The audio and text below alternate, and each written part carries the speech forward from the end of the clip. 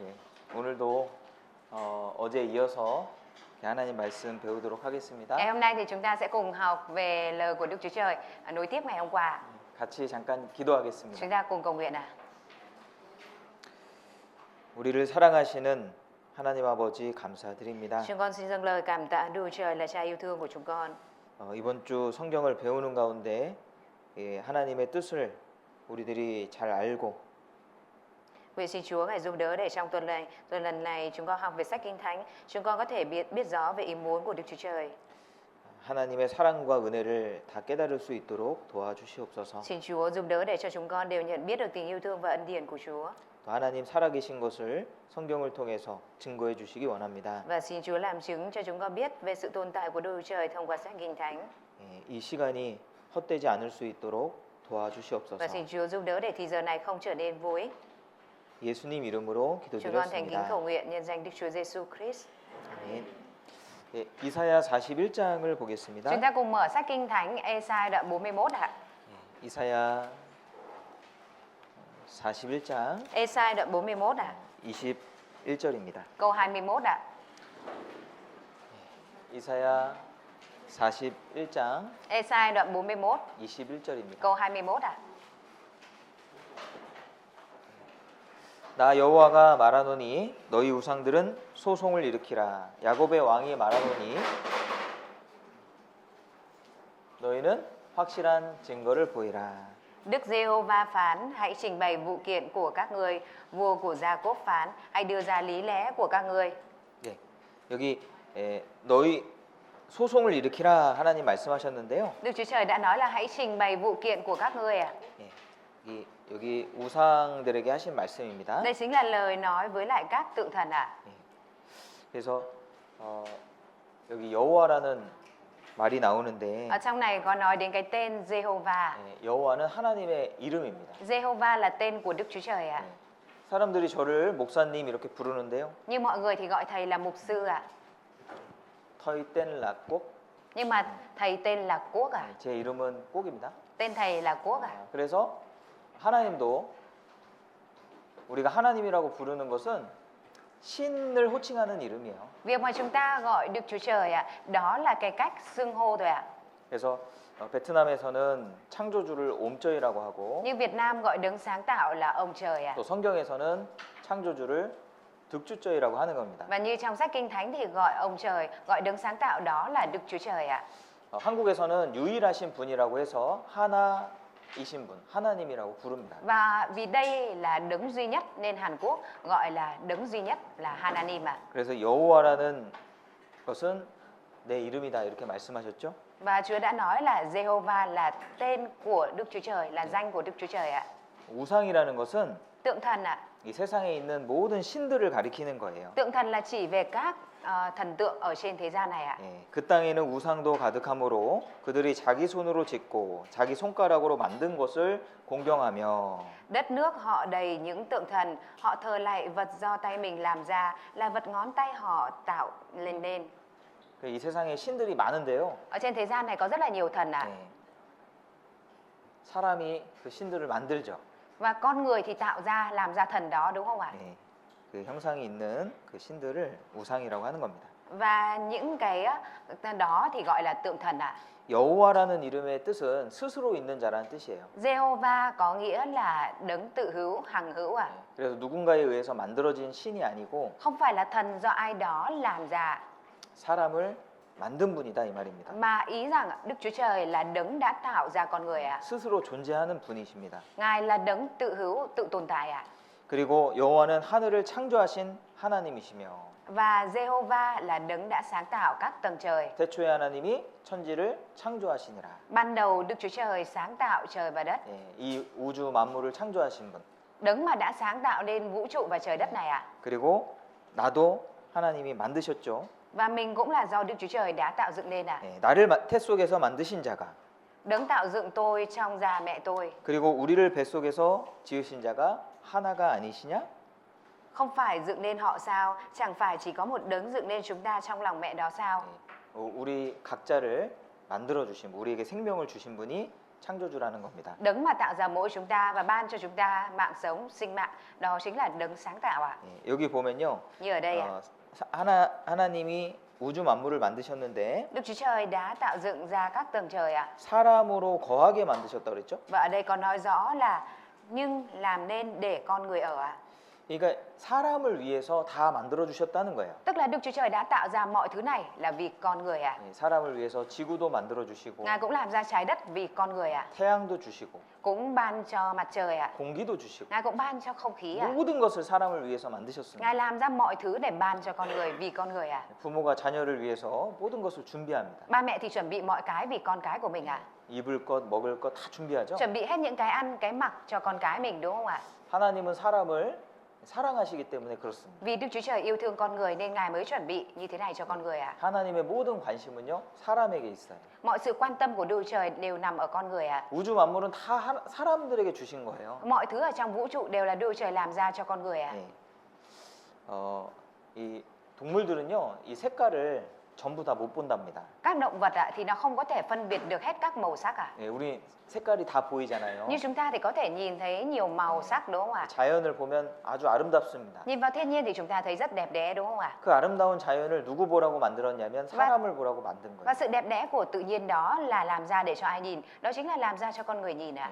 짐승은 색깔을 다 못 봐요. Động vật thì không có thể thấy hết được màu sắc ạ. 사람처럼 이렇게 다양한 음식을 먹는 짐승이 별로 없습니다. Và cũng không có mấy con động vật nào có thể ăn được đa dạng đồ ăn như con người ạ.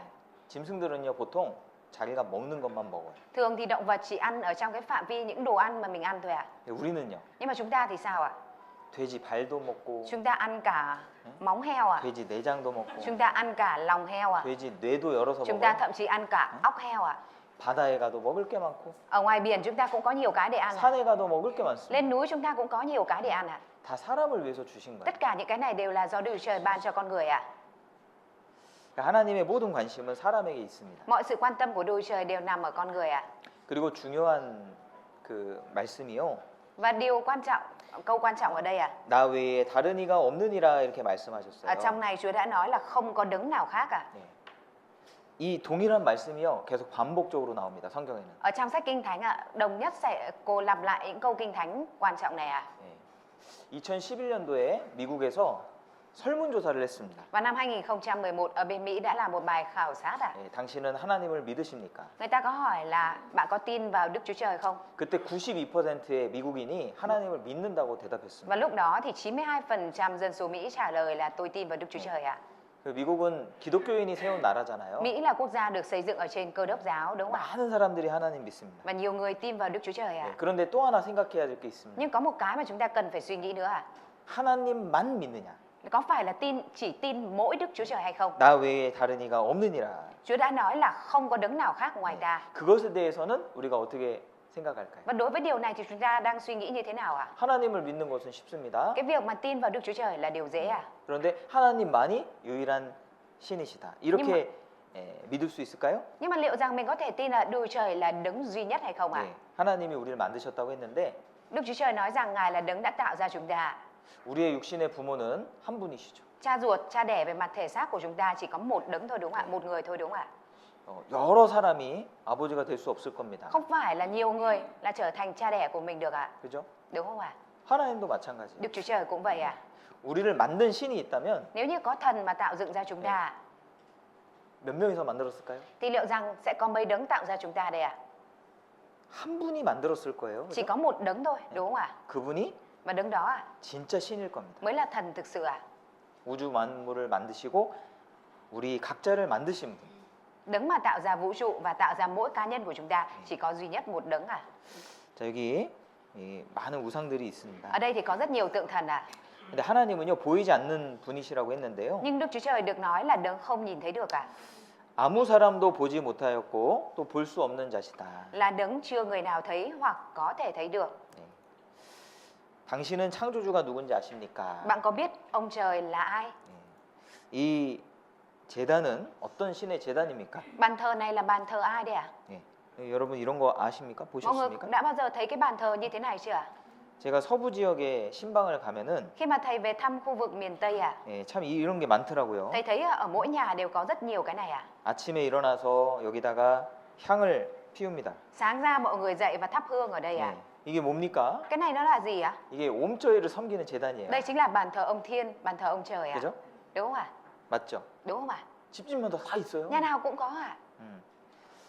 참 신기하죠. Nó rất thần kỳ đúng không 저는 ạ? 처음에 여기 와서 참 신기했습니다. Và lần đầu tiên khi mà đến Việt Nam thì thầy thấy rất thần kỳ vì điều này ạ.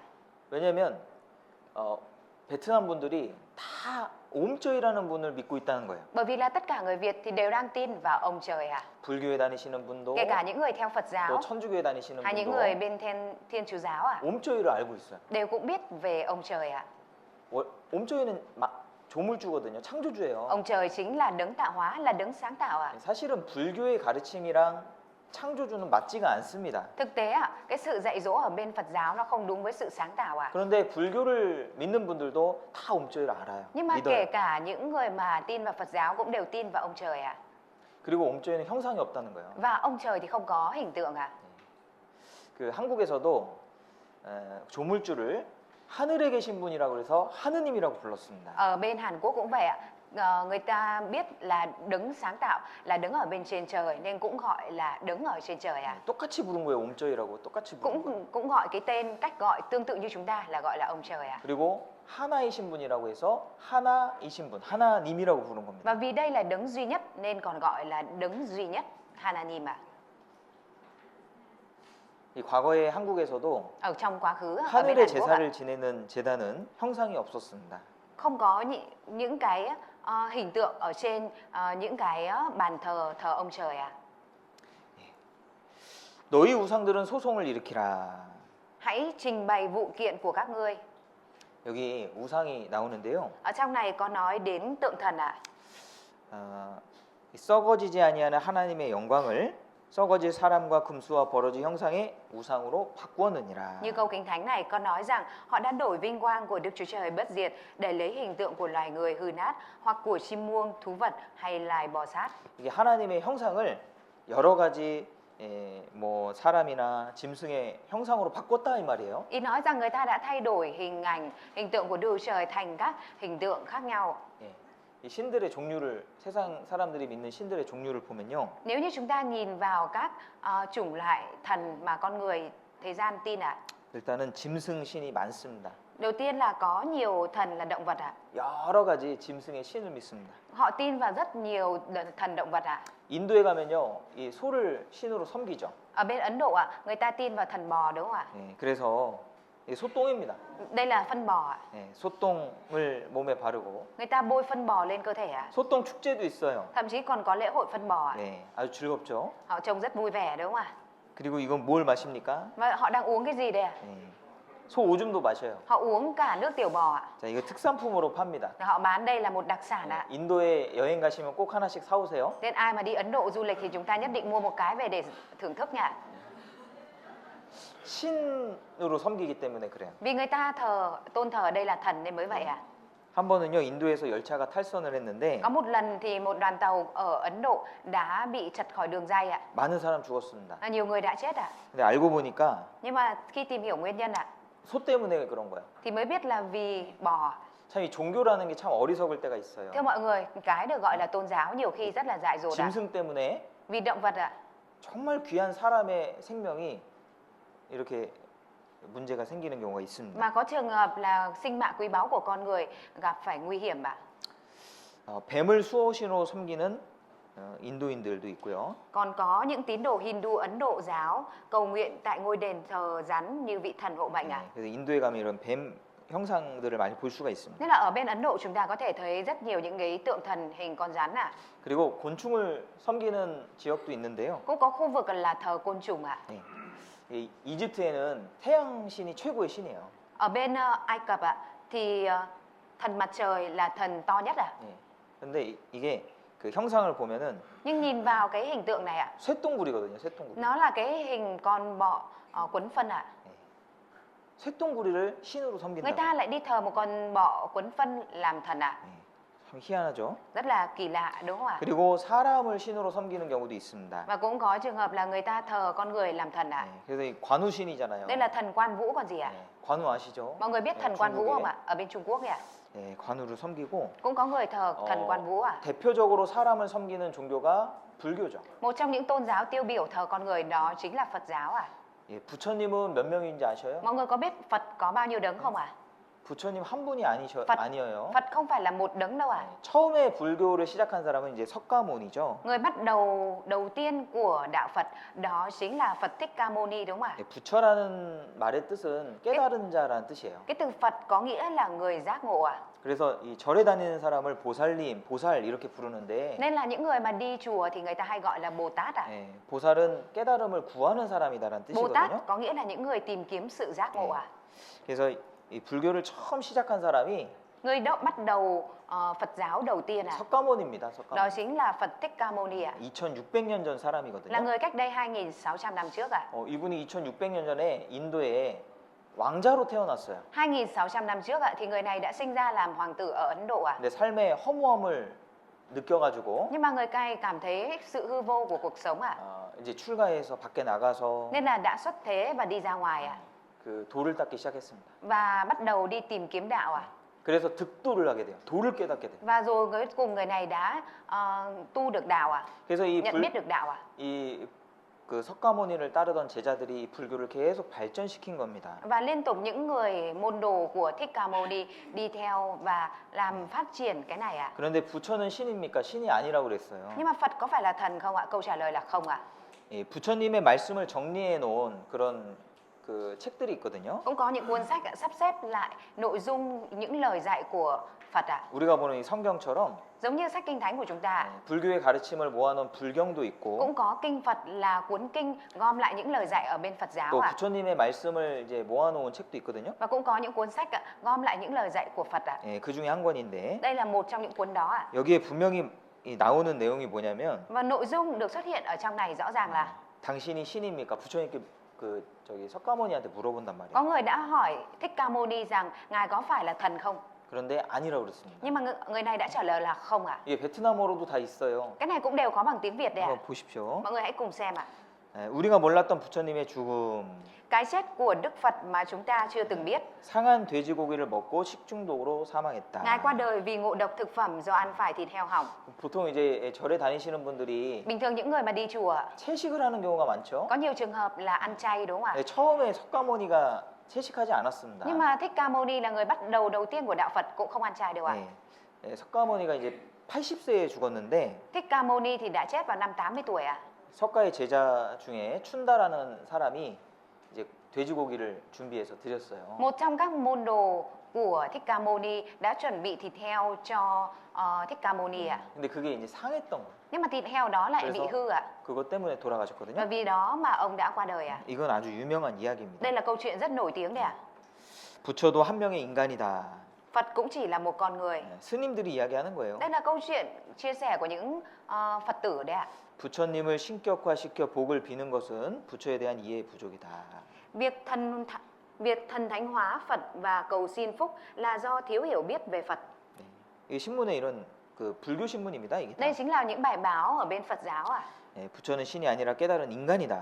Phật không phải là thần mà là một con người đã giác ngộ. 후대에 더 신격화되었다. Người đời sau dần dần thần thánh hóa lên.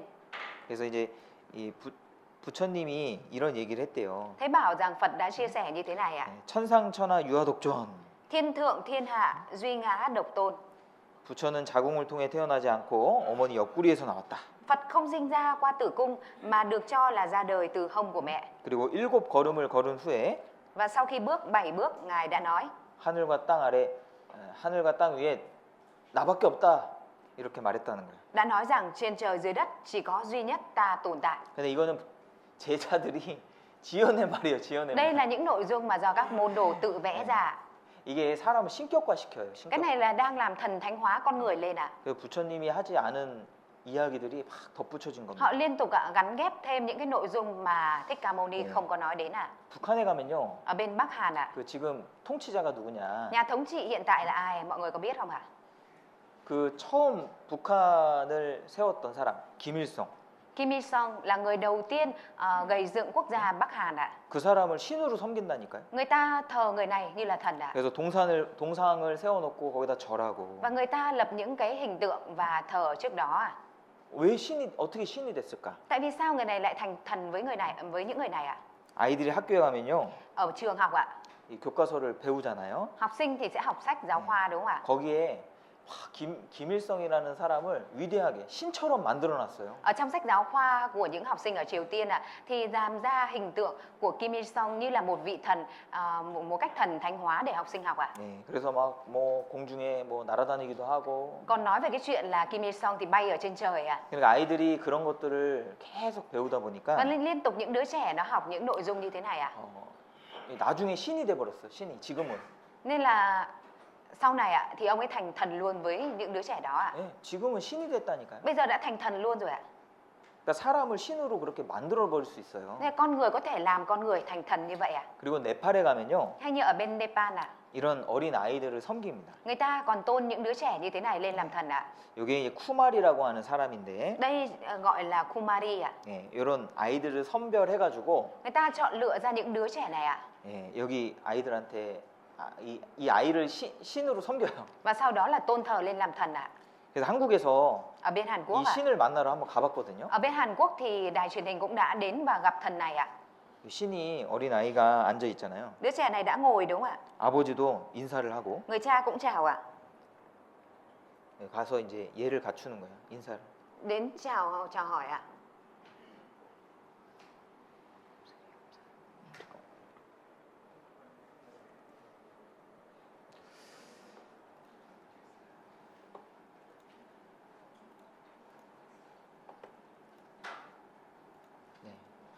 그러니까 죽은 사람을 섬기는 종교도 있고 산 사람을 섬기는 종교도 있습니다. Cũng có tôn giáo là tôn thờ người chết, có những tôn giáo thì tôn thờ người sống ạ. 그리고 상상 속에 만든 신들을 섬기는 사람들도 있고요. Cũng có những người là tôn thờ những thần trong tưởng tượng ạ. 그런데 성경은 뭐라고 Nhưng mà trong 말씀하시냐면 sách Kinh Thánh thì nói gì ạ? 천지를 짓지 아니한 신들은 망할 거라고 말씀하십니다. Sách Kinh Thánh có nói rằng những thần này không dựng nên trời và đất, chúng sẽ bị tiêu diệt khỏi mặt đất và khỏi bầu trời.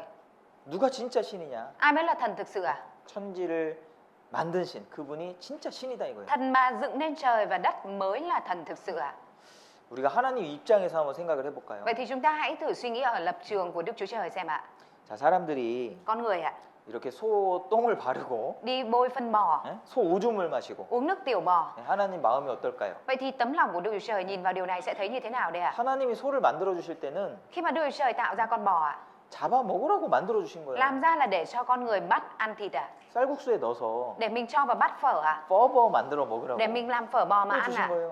Nên Đức Chúa Trời mới ban cho con bò ạ. 예, 이 소똥 바르면 안 됩니다. 큰일 납니다. 병 납니다. Nếu như mà bôi phân bò lên người thì không được ạ, như vậy là sẽ bị lây bệnh ạ. 우리 가정에 이제 제가 아버지인데 Trong gia đình thì thầy là người làm bà, 우리 자녀들 있잖아요. thầy có con cái đúng không ạ? 자녀들이 얼마나 귀합니까? Con cái đối với mình quý báu biết bao ạ. 그런데 다른 집에 가가지고 Nhưng mà nếu như con cái thầy sang nhà người khác, 진짜 엄마 아빠를 떠나서 rời khỏi cha mẹ đẻ của nó, 다른 집에 가서 qua nhà khác à, 엄마 아빠라고 부르고 gọi nhà khác là ba mẹ của mình à, 막 고생하고 살아간다고 생각해봐요. và cứ sống chịu khổ sở ở bên đó thì mọi người nghĩ sao ạ?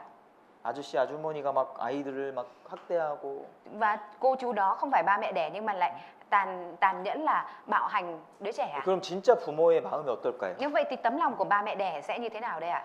진짜 답답하지 않겠습니까? Chẳng phải là sẽ rất bức bối và đau lòng hay sao ạ? 도대체 왜 저럴까? Rốt cuộc là sao lại làm vậy không biết. 집으로 와야 되는데 Nó phải quay về nhà chứ bộ. 하나님의 마음이 그럴 것 같아요. Tấm lòng của Đức Chúa Trời có lẽ là như vậy ạ. 그리고 소똥을 바르고 소 오줌을 마시고 Nhìn vào cái việc là bôi phân bò, uống nước tiểu bò. 그래서 하나님은 이렇게 말씀하십니다. Bởi vậy nên Đức Chúa Trời đã nói như thế 너희 này ạ. 우상들은 확실한 증거를 보이라. Hãy trình bày vụ kiện của các ngươi, hãy đưa ra lý lẽ của các ngươi. 소송해보자. Hãy trình bày vụ kiện, 예, 따져보자 이거예요. tức là hãy thử tra xét xem. 이 기독교가 다른 종교와 좀 다른 부분이 뭐냐면 Cái phần khác giữa Cơ Đốc giáo với các tôn giáo khác, 기독교는 확실한 걸 좋아해요. đó là Cơ Đốc giáo thì rất thích những cái gì chắc chắn ạ. 아예 그냥 좋은 게 좋은 거다. Có cái gì tốt thì nó là tốt ạ. 이것도 좋고 저것도 좋고. Chứ không phải là cái này cũng tốt, cái kia cũng tốt. 이렇게 믿어도 되고 저렇게 믿어도 되고. Tin thế này cũng được mà tin thế kia cũng được. 그렇게 말하지 않는다는 거야. Không có nói như vậy ạ. 진리를 알지니 진리가 너희를 자유케 하리라. Các ngươi sẽ biết chân lý và chân lý sẽ giải phóng các ngươi. 진리라는 것은 반드시 사실을 기반으로 해야 돼요. Chân lý phải dựa trên nền tảng cơ bản đó là sự thật ạ. 사실이 아닌 것은 진리가 될 수 Cái 없어요. gì không phải là sự thật thì không thể thành chân lý được ạ. 그러니까 사실이냐 아니냐 Vì 이걸 thế 따지는 nên 거예요. mình phải xét xem ạ, nó có phải là sự thật hay không ạ. 너희 우상들은 소송을 일으키라. Hãy trình bày vụ kiện của các người. 한번 재판해보자 이겁니다. Tức là hãy thử phân xử xem ạ. 예, 재판장에서 필요한 것은 증거입니다. Trong một vụ phân xử thì một điều cần thiết ở đây đó chính là bằng chứng ạ. 여기 재판관들이 있어요. Ở đây có bồi thẩm đoàn ạ. 이 수사관들이 Và các bên điều tra ạ. 죄인이죠, 죄인. Ở bên này là tội nhân ạ. 이 죄인이 어떤 죄를 지었는지 조사를 다 해가지고 판사님께 드립니다. Người ta sẽ phải điều tra hết xem là tội nhân này đã phạm phải tội gì và trình bày những chứng cứ này lên cho bồi thẩm đoàn ạ. 이 판사님들은 Và các bồi thẩm đoàn 그 증거를 가지고 sẽ đem theo chứng cứ đó 판단하는 거예요. và phân xử ạ. 그렇잖아요. Đúng không ạ? 이 사람이 뭐 죄인인지 아닌지를 Dựa vào chứng cứ mà có thể phân định xem người này 감옥에 có tội hay không ạ. 가야 되는지 아닌지를. Và phân định xem người này phải đi vào tù hay không ạ. 오늘은 우리가 재판장의 역할을, 재판관의 역할을 하는 겁니다. Và ngày hôm nay thì mỗi chúng ta ở đây đóng vai trò là một quan tòa. 성경에는 여러 가지 증거들이 있기 때문에 Vì trong sách Kinh Thánh có rất nhiều chứng cứ ạ. 우리가 그것들을 보고 Nên chúng ta có thể nhìn vào điều đó, 과연 성경의 하나님이 참 신인지 아닌지, kiểm tra xem là thực sự ạ, Đức Trời có phải là thần thực sự hay không. 하나님이 제시하신 여러 가지 증거들이 이렇습니다. Những chứng cứ mà Đức Trời đưa ra là như thế này ạ. 장차 당할 일을 우리에게 진술하라. Hãy để chúng đến gần và nói cho chúng ta biết điều sẽ xảy đến. 이전 일에 어떠한 것도 구하라. Những điều đã có từ trước 우리가 연구하여 그 결국을 알리라. để chúng ta suy nghiệm và biết kết cuộc của nó. 예, 성경은 역사책이라고 그랬죠. Sách Kinh Thánh còn được gọi là sách lịch sử đúng không ạ? 창세기부터 요한계시록까지 Từ sách Sáng Thế Ký cho đến sách Khải Huyền 다 역사로 돼 있어요. đều là những nội dung mang tính lịch sử ạ. 실제 이 땅에서 이루어지는 일을 말하는 겁니다. Là nói về những việc đã xảy ra trên thực tế ở trên thế gian này ạ. 신이라고 하면 Nếu như là đã là thần ạ, 과거의 역사, 미래의 역사를 다 알려줄 수 있겠죠. nếu như đã là thần thì phải có thể cho biết được về lịch sử quá khứ và lịch sử tương lai ạ. 예, 오늘은 Và ngày hôm nay ạ, 그 역사를 좀 생각해 보려고 합니다. chúng ta sẽ cùng học về lịch sử ạ. 이 역사가 왜 하나님 계신 증거가 될까? Tại vì sao lịch sử lại trở thành chứng cứ minh chứng rằng có Đức Trời tồn tại ạ? 사람은요, Con người ạ, 일부분의 역사를 알고 있어요. con người chỉ biết một phần lịch sử thôi ạ. 예, 완전한 역사를 알기는 어렵습니다. Chứ rất khó để chúng ta có thể biết hoàn toàn về lịch sử ạ. 이게 베트남의 역사인데요. Đây chính là lịch sử Việt Nam ạ. 예, 베트남이 한 4,000년 되었다라고 이야기하는데요. Người ta nói rằng lịch sử Việt Nam được khoảng 4.000 năm rồi ạ. 좀 신화적인 요소들이 또 있고 Và cũng có những yếu tố mang tính thần thoại ạ. 좀 확실한 역사를 말하려면은 Để có thể nói về lịch sử chắc chắn rõ ràng ạ, 이 BC 9세기경에 시작된 방랑국부터 bắt- 이야기하는 것 같습니다. là người ta bắt đầu nói từ năm thứ 9 trước công nguyên là vào triều đại nước Văn Lang ạ. 예, 이게 이제 역사잖아요, 베트남 역사. Đây là lịch sử Việt Nam ạ. 리 왕조도 있고, Có thời đại nhà Lý, 쩐 왕조도 있고, có thời đại nhà Trần, 예, 레 왕조, có thời đại nhà Lê, 우엔 왕조 다 실제 있었던 nhà 사람들이죠. Nguyễn ạ. Đây đều là những người thực sự có thật ạ. 그런데 문제는요, Nhưng mà vấn đề ạ, 그 이전의 역사, lịch sử trước đó ạ, 우리가 알고 있는 확실한 역사 이전의 역사는 도대체 뭐가 있냐 이거예요. rốt cuộc là lịch sử chắc chắn rõ ràng trước cái lịch sử này là gì ạ? 이게 대월사기라는 책인데요. Đây là cuốn sách Đại Việt Sử Ký ạ. 쩐 왕조 시대에 Vào thời đại của nhà Trần, 이 역사책을 이제 집필을 했습니다. người ta đã bắt đầu ghi chép lịch sử ạ. 이게 베트남에서 가장 오래된 책이거든요. Đây là cuốn sách lâu đời nhất ở Việt Nam ạ. 총 30권짜리 책이에요. Nó là một tập bao gồm khoảng 30 cuốn ạ. 그래서 여기에 베트남 건국 역사가 기록돼 있어요. Và ở trong này có ghi chép đến thần thoại lập nước của Việt Nam ạ. 락농구원 아시죠? Mọi người biết Lạc Long Quân không ạ? 이 대월사기에 기록된 내용이에요. Đây là nội dung được ghi chép ở trong Đại Việt Sử Ký ạ. 홍방 왕조가 처음 방랑국을 세웠기 때문에 Vì vua Hùng là vua đầu tiên hình thành nhà nước Văn Lang ạ. 이 내용이 홍방 시전입니다. Nên là cái thời đại này là cái thời đại trước thời đại nhà vua Hùng ạ. 그런데 이것은 믿을 수 있어요? Nhưng mà nội dung này chúng ta có thể tin được không ạ? 믿을 수가 없어요. Mình không thể tin ạ. 왜냐하면 신화적인 요소가 있기 Bởi 때문에. vì nó có rất nhiều yếu tố thần thoại ạ. 이 락농권과 어우꺼가 결혼을 했죠. Lạc Long Quân với Âu Cơ đã kết hôn với nhau đúng không ạ? 알을 낳습니다. Rồi sau đẻ ra trứng à? 100개. Đẻ ra trứng và nở ra 100 con ạ. 그런데 그 결혼 생활이 오래 가지 못했어요. Nhưng mà đời sống hôn nhân của họ không kéo dài bao lâu ạ? 이 두 사람이 이혼했다는 거 아세요? Mọi người có biết là hai người này đã ly hôn rồi không ạ? 이유는 성격 차이. Lý do là sự khác biệt tính cách ạ. 하나는 불의 민족이고 하나는 물의 민족이에요. Một là thuộc về tộc nhà lửa núi 네. và một là thuộc về biển ạ. 그래서 맞지 않다. Nên là không hợp nhau ạ. 그래서 50명씩 자녀를 나눠서 이제 따로 떨어져서 Nên chia 삽니다. đôi mỗi người 50 con và tách nhau ra ạ. 네. 이혼의 역사가 여기서부터 시작된 Lịch 거예요. sử ly hôn có lẽ bắt đầu từ đây đấy ạ. 이런 이야기는 믿을 수 없죠. Nhưng mà những nội dung như thế này thì chúng ta không thể tin được đúng không ạ? 왜냐하면 있을 수 없기 때문에. Tại vì đây là chuyện không thể có. 알을 낳을 수 없잖아요. Bởi vì con người làm gì có thể đẻ trứng ạ?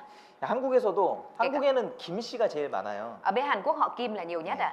근데 왜 김입니까, 김? Nhưng mà tại sao lại là Kim ạ? 김씨의 최초의 조상.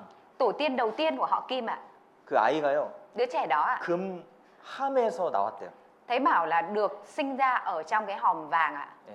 그래서 김씨가 된 거예요. Nên là mới thành họ Kim ạ. 그리고 한국에서 알에서 나온 사람들이 있고요. 박씨, Và ở bên Hàn Quốc cũng có người sinh ra từ trứng là họ Park ạ. 박씨도 있거든요. Có họ Park nữa ạ. 알에서 나왔대요. Sinh ra từ trứng ạ. 저는 엄씨입니다. Thầy là họ Om ạ. 그러니까 한국에서는 Ở bên Hàn Quốc ạ.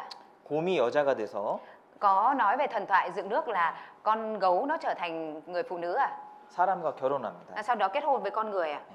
그리고 아들을 낳아서 한국이 시작이 되는데 Và rồi sinh ra con trai và bắt đầu nước Hàn Quốc ạ. 자, 이런 거를 건국 신화라고 그러죠. Nhưng mà những cái này nó chỉ gọi là thần thoại dựng nước thôi ạ. 왜 이런 말도 안 되는 이야기를 기록했을까요? Tại vì sao người ta lại ghi chép những nội dung phi lý như thế này ạ? 모르니까 그런 거예요. Tại vì không biết ạ. 기록된 역사 이전에는 몰라요. Trước những lịch sử mà đã có ghi chép thì người ta không biết ạ. 어떻게 알아요? Làm sao mà biết được ạ? 예. 그렇다고 모른다고 할 수는 없죠. Mà cũng không thể nói là tôi không biết được ạ.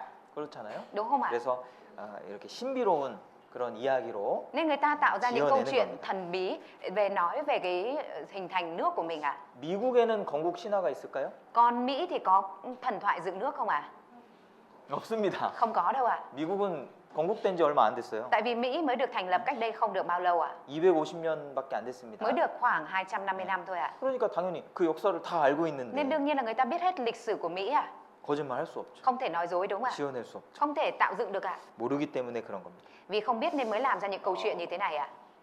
이 창세기에는 Ở trong sách Sáng Thế Ký ạ, 인류 최초의 역사가 기록되어 있는데 có ghi chép lịch sử đầu tiên của nhân loại ạ. 예, 많은 사람들이 신화라고 생각합니다. Và nhiều người thì cứ nghĩ rằng đây là thần thoại ạ. 그런데 그렇지 않습니다. Tuy nhiên không phải như vậy ạ. 한번 찾아보시죠. Chúng ta cùng tìm ạ. 창세기 2장입니다. Sách Sáng Thế Ký đoạn 2 ạ.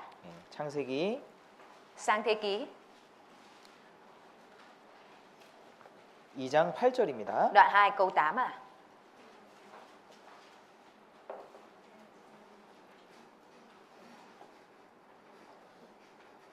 여호와 하나님이 동방의 에덴의 동산을 창설하시고 그 지으신 사람을 거기 두시고 Sau đó Jehovah Đức Chúa Trời lập một khu vườn tại Eden ở hướng đông và đặt người mà Ngài vừa dựng nên ở đó. 네. 여기 창세기 1장 27절에 보시면요. Ở trong sách Sáng Thế Ký đoạn 1 câu 27 ạ.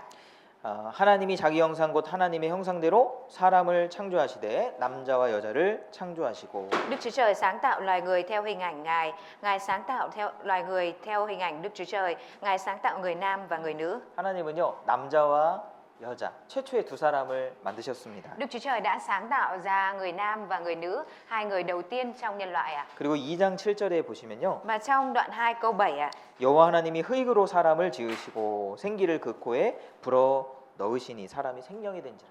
Bấy giờ Jehovah Đức Chúa Trời lấy bụi đất nắn lên hình người, hà sinh khí vào lỗ mũi thì người trở nên một sinh linh. 예, 흙으로 만들었다 그러니까 Vì ở đây có nói rằng Đức Chúa Trời tạo dựng con người từ đất ạ. 야, 거 봐라. 이거 신화 아니야, 신화. Nên người ta nghĩ thấy chưa? Thần thoại đấy. thấy chưa? Thấy chưa? 그렇게 생각하시는 분이 있죠. Nên cũng có những người suy nghĩ như vậy ạ. 네, 그렇지 않습니다. Nhưng mà không phải 어제 như vậy ạ. 말씀드렸죠, 제가? Giống như ngày hôm qua thầy đã chia sẻ rồi đấy ạ. 예, 흙으로 아이들에게 흙을 주면은 Khi mà cho những đứa trẻ đất ạ, 이렇게 장난감을 nó 만듭니다. có thể nặn ra những cái đồ chơi như thế này ạ. 그런데 장인에게 흙을 주면은 Nhưng nếu như mà cho các nghệ nhân đất ạ, 도자기를 만드는 거예요. Thì người ta có thể làm ra những đồ gốm đẹp ạ. 예, 과학자들은 흙의 원료를 추출해서 Còn các nhà khoa học ạ, dùng chiết xuất đất ạ, 반도체를 만듭니다. dùng đất hiếm để làm ra chất bán dẫn ạ. 흙의 규소라는 성분을 추출해서 만드는 거예요. Đây chính là người ta chiết xuất những thành phần ở trong đất để làm chất bán dẫn ạ. 사람도 흙으로 이런 엄청난 것을 만드는데 Con người có thể đem từ đất làm ra những cái tuyệt vời như thế này ạ. 하나님이 흙으로 사람을 못 만드실까요? Thì huống hồ là Đức Chúa Trời lại không có thể dùng đất mà tạo ra con người ạ.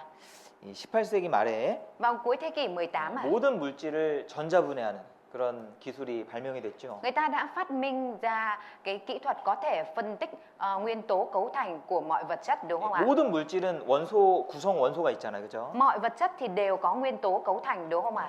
그런데 사람의 몸이 Nhưng trong cơ thể của con người ạ, 흙의 구성 성분하고 똑같습니다. có thành phần cấu thành lên cơ thể của con người giống với thành phần cấu thành lên đất ạ. 네, 흙의 티끌로 사람 창조, 구성 원소로 증명한다.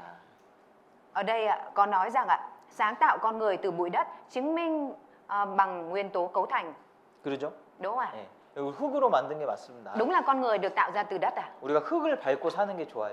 Nên là cái việc mà chúng ta đi chân trần ở trên nền đất thì tốt cho sức khỏe ạ. 그리고 흙에서 나오는 음식을 먹는 것이 건강에 Và cái việc 좋습니다. mà chúng ta ăn những đồ ăn được trồng ở dưới đất thì tốt cho sức khỏe ạ. 그리고 죽으면 흙으로 돌아가죠? Và sau khi chết đi thì chúng ta quay trở về với cát bụi đất, đúng 우리 không ạ? 어제도 이거 봤는데 그죠? Hôm qua chúng ta cũng đã xem cái này rồi, đúng không ạ? 사람이 죽으면 Khi mà con người chết ạ, 다른 사람에 의해서 타살될 경우도 있기 때문에 vì cũng có những trường hợp 조사를 하죠. là bị người khác sát hại nên người ta sẽ khám nghiệm tử thi, đúng không ạ? 그래서 시신을 이제 조사를 하는 장면이에요. Đây chính là cảnh người ta khám nghiệm tử thi ạ.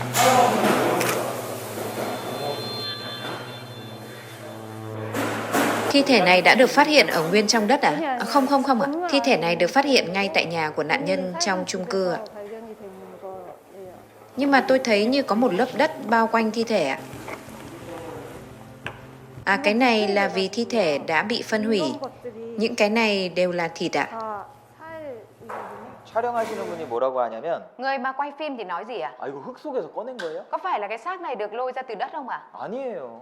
Là không đâu ạ. 사람이 죽으면 흙으로 된다니까요. Khi mà con người chết đi thì thịt nó sẽ biến thành đất ạ. 하나님이 흙으로 만드신 게 맞잖아요. Đúng là Đức Chúa Trời đã tạo dựng con người từ bụi đất 그죠? ạ, đúng không ạ? 그리고 이 사람을 Và con người ạ, 에덴이라고 하는 동산에 두셨습니다. Đức Trời đã đặt con người mà Ngài đã sáng tạo vào trong vườn Eden ạ. 그런데 이 에덴 동산이 어디냐? Nhưng mà vườn Eden này nằm ở đâu ạ?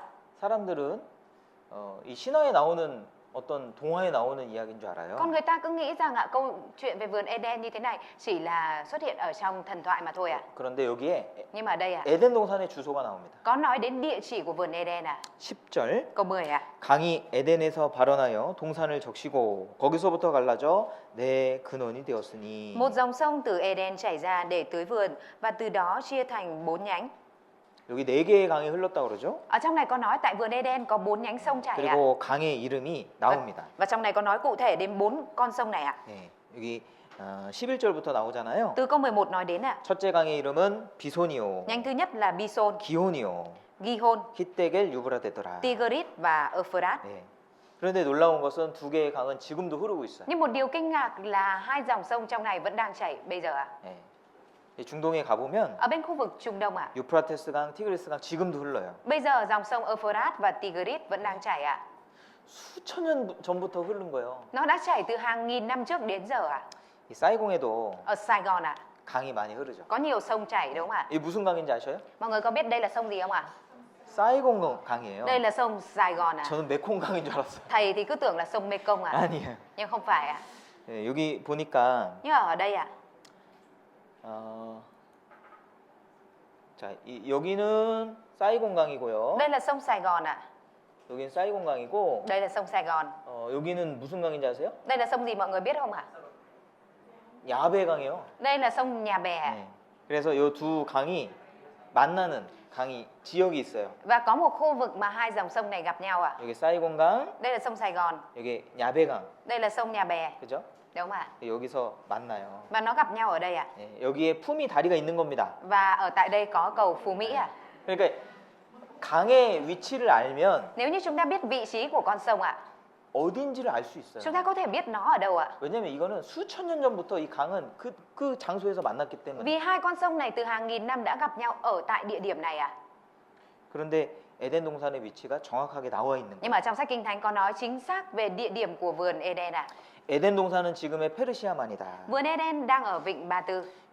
미국의 미시시피대 조사단이 잃어버린 강의 흔적을 발견했습니다. Đoàn nghiên cứu của Đại học Mississippi tại Mỹ đã phát hiện ra dấu tích của dòng sông Bison đã bị mất.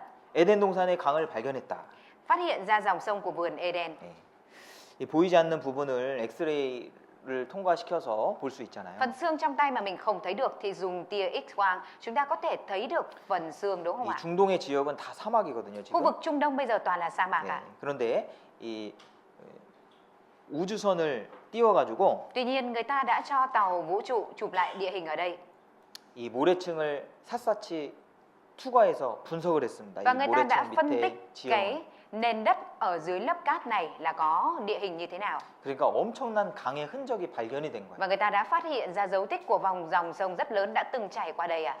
창세기의 에덴 동산과 4개의 생생한 흔적이 발견이 됐다. Dấu tích rõ ràng của vườn Eden với 4 dòng sông trong sáng thế kỷ. 6,000년 전에 강이 발견이 된 겁니다. Người ta đã phát hiện ra dòng sông của 6.000 năm trước. 지금은 말라버렸지만 Bây giờ thì nó mặc dù đã bị khô cạn rồi ạ. 예, 강이 발견된 거예요. Nhưng người ta 강줄기가. đã phát hiện ra dấu tích dòng chảy của sông ạ. 예, 그래서 4개의 강의 지금 2개의 강은 흐르고 있고 2개의 나머지 강이 흔적이 발견이 됐습니다. Hai con sông còn đang chảy và người ta đã phát hiện ra hai cái dòng vết tích của hai dòng sông còn lại ạ. 그 연구를 한 교수님이 자린 교수님이고요. Charin là giáo sư nghiên cứu về điều này ạ. 이 얘기를 한번 Và chúng ta 들어보겠습니다. cùng nghe chia sẻ của ông ạ. Theo Kinh Thánh, vườn Eden nằm ở vị trí khởi nguồn của 4 con sông. Hai con sông trong 4 con sông này là Tigris và Euphrates vẫn còn tồn tại cho đến ngày nay. Còn hai con sông còn lại hiện đang nằm ở đâu? 문제는 나머지 두 강이 어디에 있느냐 하는 겁니다. Hiện nay, hai con sông còn lại là sông Bison và Gihon không còn xuất hiện trên bản đồ. Theo như tính toán của tiến sĩ Darin, thì địa điểm nơi mà hai dòng sông Tigris và Euphrates đã gặp nhau tại vịnh Peksic là vườn Eden. Nếu xem qua hình ảnh vệ tinh ở Trung Đông thì hiện giờ nó đã khô cạn rồi. Nhưng có sự xuất hiện vết tích của dòng sông đã từng chảy qua trong thung lũng khô cạn trước đây ở phía bắc Arabia. Tiến sĩ Darin, ông khẳng định rằng sông này chính là sông Bison.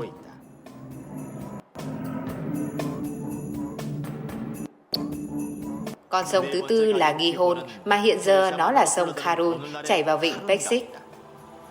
Chính vì thế, lời kết của ông là vườn Eden hiện đang chìm dưới biển. Theo kết quả điều tra địa chất mới đã chứng minh rằng cách đây 7.000 năm trước thì vịnh Peksic không phải là biển như hiện tại.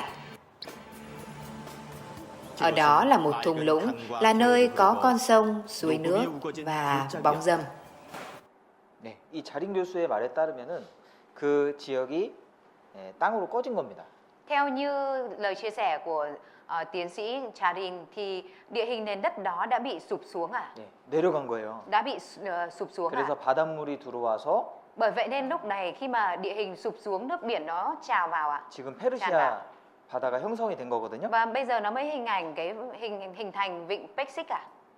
그런데 성경에도 Nhưng ở trong Kinh Thánh ạ. 여기 이제 에스겔 성경인데요. Đây là sách Kinh Thánh Ê-xê-chiên ạ. 여기에도 에덴 동산이 지하에 내려갔다라는 말씀이 있어요. Ở trong này cũng có nội dung nói rằng vườn Eden đã bị vùi xuống vực sâu của đất ạ. 예.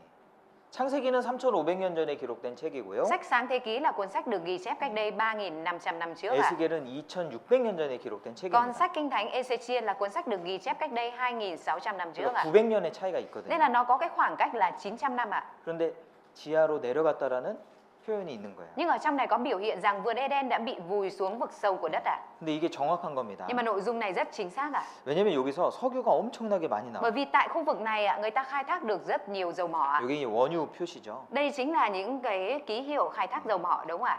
여기 에덴 동산입니다. Đây chính là vị trí 과거에 vườn Eden trong 에덴 quá khứ ạ. 동산이라고 불리는 지역입니다. Đây chính là khu vực được gọi là vườn Eden ạ. 여기는 다 사막이에요. Đây đều là sa mạc ạ. 그런데 왜 어째서 Nhưng mà tại sao 이 장소에서 tại chính vị trí này ạ 세계 석유의 70% 이상이 여기서 나올까요? mà lại sản xuất được 70% trữ lượng dầu mỏ ở trên thế giới ạ? 여기서 전 세계로 석유를 수출하고 있습니다. Ở tại đây đang xuất khẩu dầu mỏ trên toàn thế giới à? 석유라는 것은 Dầu mỏ à? 동식물의 사체예요. Là cái hợp chất được tạo thành từ xác chết của động thực vật ạ. 유기물이죠, 유기물. Đó chính là xác chết của động thực vật ạ. 동물이 엄청난 지각 변동으로 인해서 한꺼번에 묻혀야 돼. 땅속에 묻혀야 됩니다. Để hình thành dầu mỏ thì động thực vật phải bị dồn nén vào trong đất trong cùng một lúc ạ. 그리고 고열과 고압을 받으면 Và sau đó nó phải chịu áp suất và nhiệt mạnh ạ. 그게 석유가 되는 거예요. Thì sau một thời gian dài nó mới hình thành dầu mỏ ạ. 이 깨를 짜면 기름이 나오죠. Khi mà chúng ta ép mè thì thành dầu mè đúng không ạ? 그렇죠? 유기물이 퇴적이 되면은 Khi mà những cái này nó trở thành một hợp chất hữu cơ ạ. 그게 석유가 되는 겁니다. Và sau đó tích tụ lại thì nó sẽ thành dầu mỏ ạ. 그러니까 사막에서는 석유가 만들어질 수 있을까요, 없을까요? Bởi vậy nên ạ, ở sa mạc theo lý thuyết ạ, mà chúng ta biết thì có thể nào mà hình thành được dầu mỏ không ạ? 없죠. Không được đúng không 네, ạ? 사막에 짐승들이 별로 Bởi vì 없잖아요. là ở trong sa mạc thì không có mấy động vật và thực vật đúng không ạ? 엄청나게 우거진 숲 속에 많은 동식물이 있어야지 Phải có một rừng rậm nhiều động vật và thật nhiều thực vật ạ. 그 지역이 한꺼번에 묻혔을 때 Và nguyên cả cái khu vực đó đồng thời bị vùi xuống trong vực sâu của đất một lúc ạ. 석유가 만들어지는 거예요. Thì mới có thể tạo thành dầu mỏ ạ. 이해되시죠? Mọi người hiểu không ạ? 그러니까 여기는 과거에는 사막이 아니었다 이 말이에요. Đây là điều lý giải cho việc rằng ở đây ngày xưa quá khứ không phải là sa mạc ạ. 석유가 그것을 입증하는 겁니다. Và dầu mỏ chính là cái để minh chứng cho điều đó ạ. 이게 6학년 교과서입니다. Ở trong lịch sử, sách giáo khoa lịch sử lớp 6 ạ. 네. 고대 동방 나라들이 어디서 언제부터 형성이 되었는가? Ở đây có nói rằng các quốc gia cổ đại phương Đông đã được hình thành ở đâu và từ 그러니까 bao giờ? 인류 최초의 문명이 어디서 생겼습니까? Lịch sử đầu tiên của nhân loại của chúng ta bắt đầu từ đâu? Ở đâu ạ? 네. 인류의 4대 문명 있죠? Có 4 cái nền cổ đại thời 4대 문명. có 4 nền văn minh lớn ạ. 발상지. Đầu 여기- tiên đó là 여기에 ở đây có nói ạ. 유프라테스 티그리스강 나오잖아요. Có nói đến Euphrates và Tigris đúng không ạ? 메소포타미아. Được gọi là khu vực Lưỡng Hà. 가장 최초의 문명은 메소포타미아 지역에서 시작됐다. Và ở trong này thì có nói là nền văn minh đầu tiên ạ xuất hiện sớm nhất là ở vùng Lưỡng Hà. 여기 메소포타미아잖아요. Lưỡng Hà tức là Mesopotamia. 메소포타미아의 뜻은 두 강 사이라는 뜻입니다. Lưỡng Hà có nghĩa là vùng đất ở giữa hai con sông ạ. 유프라테스와 티그리스강 사이를 말하는 거예요. Là nói về cái mảnh đất ở giữa sông Tigris và 그리고 Euphrates ạ. 기원전 3,500년 전이라고 하는데 Và ở trong này có ghi chép cụ thể là 3.500 năm trước công nguyên ạ. 성경의 에덴 동산의 그 시점과 똑같습니다. Nó giống với lại thời điểm được ghi chép ở trong sách Sáng Thế Ký ở Kinh Thánh ạ. 하나님은 두 사람으로 인류를 시작하셨는데 Đức Chúa Trời đã bắt đầu lịch sử nhân loại từ hai người ạ. 인류의 조상은 유전적으로 하나다. Ở bài báo này có nói là tổ tiên của nhân loại là một về mặt di truyền ạ. 1953년에 DNA가 발견이 됐습니다. Vào năm 1995 người ta đã phát hiện ra DNA ạ. 이 사람의 몸은요, Ở trong cơ thể của con người ạ, 이 세포로 구성돼 있잖아요. được cấu thành từ tế bào đúng không ạ? 세포가 100조 개 정도 됩니다. 한 사람당. Mỗi người ạ thì có hàng trăm tỷ tế bào ạ. 이 세포는 보이지가 않아요. 너무 작아서. Tế bào thì rất nhỏ nên chúng ta không có thể nhìn thấy bằng mắt ạ. 근데 이 세포 안을 들여다보면은 Nhưng nhìn ở trong tế bào này ạ, 여기에 염색체가 있고요. thì nó có nhiễm sắc thể ạ. 염색체 안에 DNA가 Ở 있어요. trong nhiễm sắc thể thì có DNA ạ. 여기에는 우리 나에 대한 정보가 다 기록돼 있어요. Và ở trong này có tất cả những thông tin về mình ạ. DNA는 인간의 설계도거든요. DNA chính là bản thiết kế về con người ạ. 머리가 까만색이냐 노란색이냐. Nó sẽ quyết định cái việc chúng ta tóc đen hay tóc vàng ạ. 그 DNA 정보로 그렇게 되는 거예요. Dựa theo thông tin di truyền này ạ, nó sẽ quyết định điều đó ạ. 근데 이 DNA는 Ở trong DNA ạ, 우연히 같을 확률은 0%예요. DNA mà ngẫu nhiên hai người dương với nhau giống nhau là 0% ạ. 여기 우리는 다 부모님이 다르죠. Ba mẹ của chúng ta ở đây đều khác nhau đúng không ạ? 그러니까 DNA가 같질 않아요. Nên DNA của chúng ta không giống nhau ạ. 예. 우리 뚜원 형제랑 쭉자매는 DNA가 비슷하겠죠. DNA của người anh em Tuấn với người chị em Trúc thì giống nhau đúng không ạ? DNA는 부모에게 받는 거예요. DNA là nhận từ cha mẹ. 이렇게 아버지가 50%, 어머니가 50% DNA를 줍니다.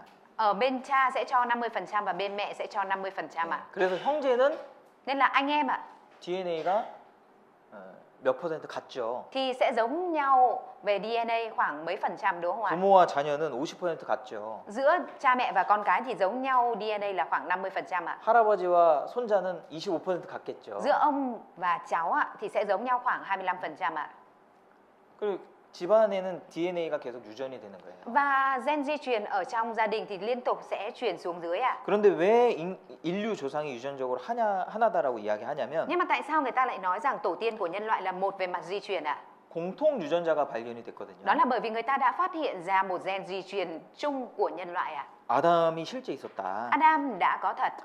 인류에게 Y 염색체를 유전시킨 아담의 존재를 추적하고 있다. Truy tìm sự tồn tại của Adam, người đã di truyền nhiễm sắc thể Y của nhân loại. 예, Y 염색체는 뭐냐면 Nhiễm sắc thể Y là sao ạ? 이게 성 염색체를 말하는 거예요. Ở đây là nói về nhiễm sắc thể giới tính ạ. 성 염색체. Nhiễm sắc thể giới tính. 예, 여자는 XX라고 하는 성 염색체를 갖고 있습니다. Nữ thì có nhiễm sắc thể giới tính là XX ạ. 남자는 XY라고 하는 성 염색체를 갖고 있습니다. Còn nam thì có nhiễm sắc thể giới tính là XY ạ. 예, 이거는 자녀의 성별을 결정하는 염색체예요. Đây chính là nhiễm sắc thể quyết định đến giới tính của con cái ạ. 그래서 남자나 아들이나 딸이냐 누가 정합니까? Bởi vậy nên cái việc quyết định là sinh con trai con gái là do ai quyết định ạ? 남자가 정하는 거예요. Là do người nam à? 남자가 X를 주면 Nếu như mà nam cho X ạ, 여자가 X를 줍니다. và nữ sẽ cho X ạ? XX예요. XX ạ? 딸이에요. Là con gái à? 남자가 Y를 주면 Nhưng mà nếu như mà người nam cho Y ạ, 여자가 X밖에 줄 게 và 없어요. nữ chỉ có thể cho X thôi ạ. 그럼 XY가 되잖아요. Nếu vậy thì sẽ thành XY đúng không ạ? 아들이에요. Sẽ là con trai ạ. 과거에 그 한국에서는요 아들을 되게 좋아했어요. Ngày xưa ở trong quá khứ ạ, thì người Hàn rất là thích con trai ạ. 계속 딸만 낳으면 어떻게 돼요? Nên là nếu như mà nhà nào cứ sinh con gái thì thế nào ạ? 야, 네 뱃속엔 딸만 들었구나. Trong bụng con chỉ biết sinh mỗi con gái thôi à? 내쫓았다고 Nên là 며느리. đuổi con dâu đi ạ. 딸만 낳는다고. Tại vì là mang tiếng là chỉ đẻ mỗi con gái à? 베트남도 그렇습니까? Nhưng mà Việt Nam có vậy không ạ? 한국엔 그랬어요. Hàn Quốc ngày xưa là vậy đấy ạ. 근데 이 딸만 낳는 거 누구 책임이에요, 사실? Nhưng mà thực tế ạ, cái trách nhiệm đẻ con gái là do ai ạ? 남자 책임이죠. Là do con trai ạ. 남자가 결정하는 거예요. Con trai quyết định ạ. 그런데 이 Y라고 하는 염색체는 Nhưng mà trong nhiễm sắc thể Y này ạ, 모든 남자가 동일해요. tất cả mọi người nam đều đồng nhất giống nhau ạ. 그게 놀라운 거예요. Đó là điều kinh ngạc ạ. 유전자는 분명히 조상에게서 계속 Mà 받습니다. rõ ràng gen di truyền là liên tục sẽ nhận từ tổ tiên đi xuống ạ. 바뀌는 것도 아니에요. Không phải là 살아가면서. cái này là mình 살아가면서 바꿀 수 있는 게 아니에요. không phải là cái này do mình có thể trao đổi và nhận được của nhau đâu ạ. 부모한테 받은 거예요. Mà cái này là nhận từ cha mẹ xuống ạ. 근데 어째서? Nhưng mà thế nào? 모든 남자들의 Y라고 하는 세포가 같냐고요. Mà 똑같냐고요. tất cả những người nam đều có nhiễm sắc thể Y giống nhau ạ. 부모가 결국에는 최초의 사람이 같다라는 Điều 거예요. này minh chứng cho việc là cuối cùng ạ thì cha mẹ tổ tiên của tất cả mọi người là đều giống nhau ạ. Là một người ạ. 한 어머니에서 탄생했다. Nhân loại đến từ một người phụ nữ. 인류는 한 여자로부터 왔다 이러죠? Ở đây con nói rằng nhân loại đến từ một người phụ nữ đúng không ạ? 이것도 역시 미토콘드리아라고 하는 유전자를 동일한 유전자가 있기 때문에 Và điều này 그렇습니다. cũng là do người ta đã phát hiện ra gen ti thể là cái gen chung của tất cả mọi người ạ. 예, 이 세포인데요. Đây là tế bào ạ. 세포에 미토콘드리아라고 하는 이런 그 기관이 있습니다. Và ở trong tế bào thì có một cơ quan được gọi là gen ti thể ạ. 근데 요거는 어머니가 자녀들에게 유전해요. Và cái này ạ thì sẽ do người mẹ di truyền cho con ạ. 그래서 이 미토콘드리아의 유전자는 우리 모두 다 같습니다. Nên là 공통 gen ti 유전자입니다. thể của tất cả chúng ta thì đều có điểm chung giống nhau ạ. 그러니까 결국에 올라가 보면 최초의 미토콘드리아를 줬던 여자가 나온다는 거죠. Nên cuối cùng là đi ngược về trên cùng ạ. Thì cuối cùng là tất cả chúng ta đều chung một người mẹ đã cho cái gen ti thể này ạ. EV ti thể là đề cập đến một tổ tiên chung của nhiễm sắc thể ti thể mà tất cả con người đang sống trên trái đất đều có.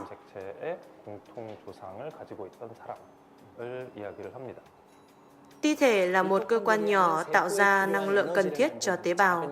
Mặc dù nó có ở trong nam, nữ, ở trong tất cả cơ thể của chúng ta, nhưng DNA của ti thể chỉ được di truyền thông qua người mẹ mà thôi. Vì thế, nó là chiếc chìa khóa rất quan trọng tìm ra sự khởi nguồn của nhân loại. Do đó, thi thể có trong cơ thể của tôi là đến từ mẹ tôi. Thi thể của mẹ tôi là đến từ bà ngoại tôi. Cứ như thế này, từ mẹ và mẹ của mẹ đi lên theo như thế thì sẽ gặp Eve, thi thể của một người mẹ. 하나의 어머니 미토콘드리아 이브를 만나게 됩니다. Eve, thi thể, tức là mẹ của cả nhân loại hiện nay, đã được làm sáng tỏ đó là một người phụ nữ đã từng sống ở châu Phi vào 2.000 năm trước. 여성으로 밝혀졌습니다. 예, 그래서 유전학적으로 Nên là về mặt di truyền học 우리의 조상은 공통적으로 한 남자 한 여자다. là tổ tiên của chúng ta là cùng chung đến từ một người nam và một người nữ à? 이거는 제가 하는 얘기가 Cái này 아니고요. không phải là lời chia sẻ của thầy đâu ạ, 유전학자들, 과학자들이 얘기하는 mà 거예요. là các nhà khoa học về di truyền học đã chia sẻ, 그죠? đúng không ạ? 하나님은 처음에 우리를 만드시고 에덴 동산이라는 것을 주셨습니다. Ban đầu Đức Chúa Trời đã tạo dựng ra con người và đặt ở tại vườn Eden à? 우리가 사실은 태어나서 Thực tế khi mà chúng ta sinh ra, 땀을 흘리고 살아가잖아요. chúng ta phải đổ mồ hôi mà sống, vất vả đúng không ạ? 공부해야 되는 것도 많고 Cũng có nhiều cái mình phải học hỏi ạ. 또 돈을 벌지 않으면 못 살아요. Và nếu mình không kiếm tiền thì không sống được ạ. 왜 그런지 아십니까? Mọi người biết là tại vì sao không ạ? 아담이 범죄했기 때문에 그렇습니다. Vì là Adam đã phạm tội à?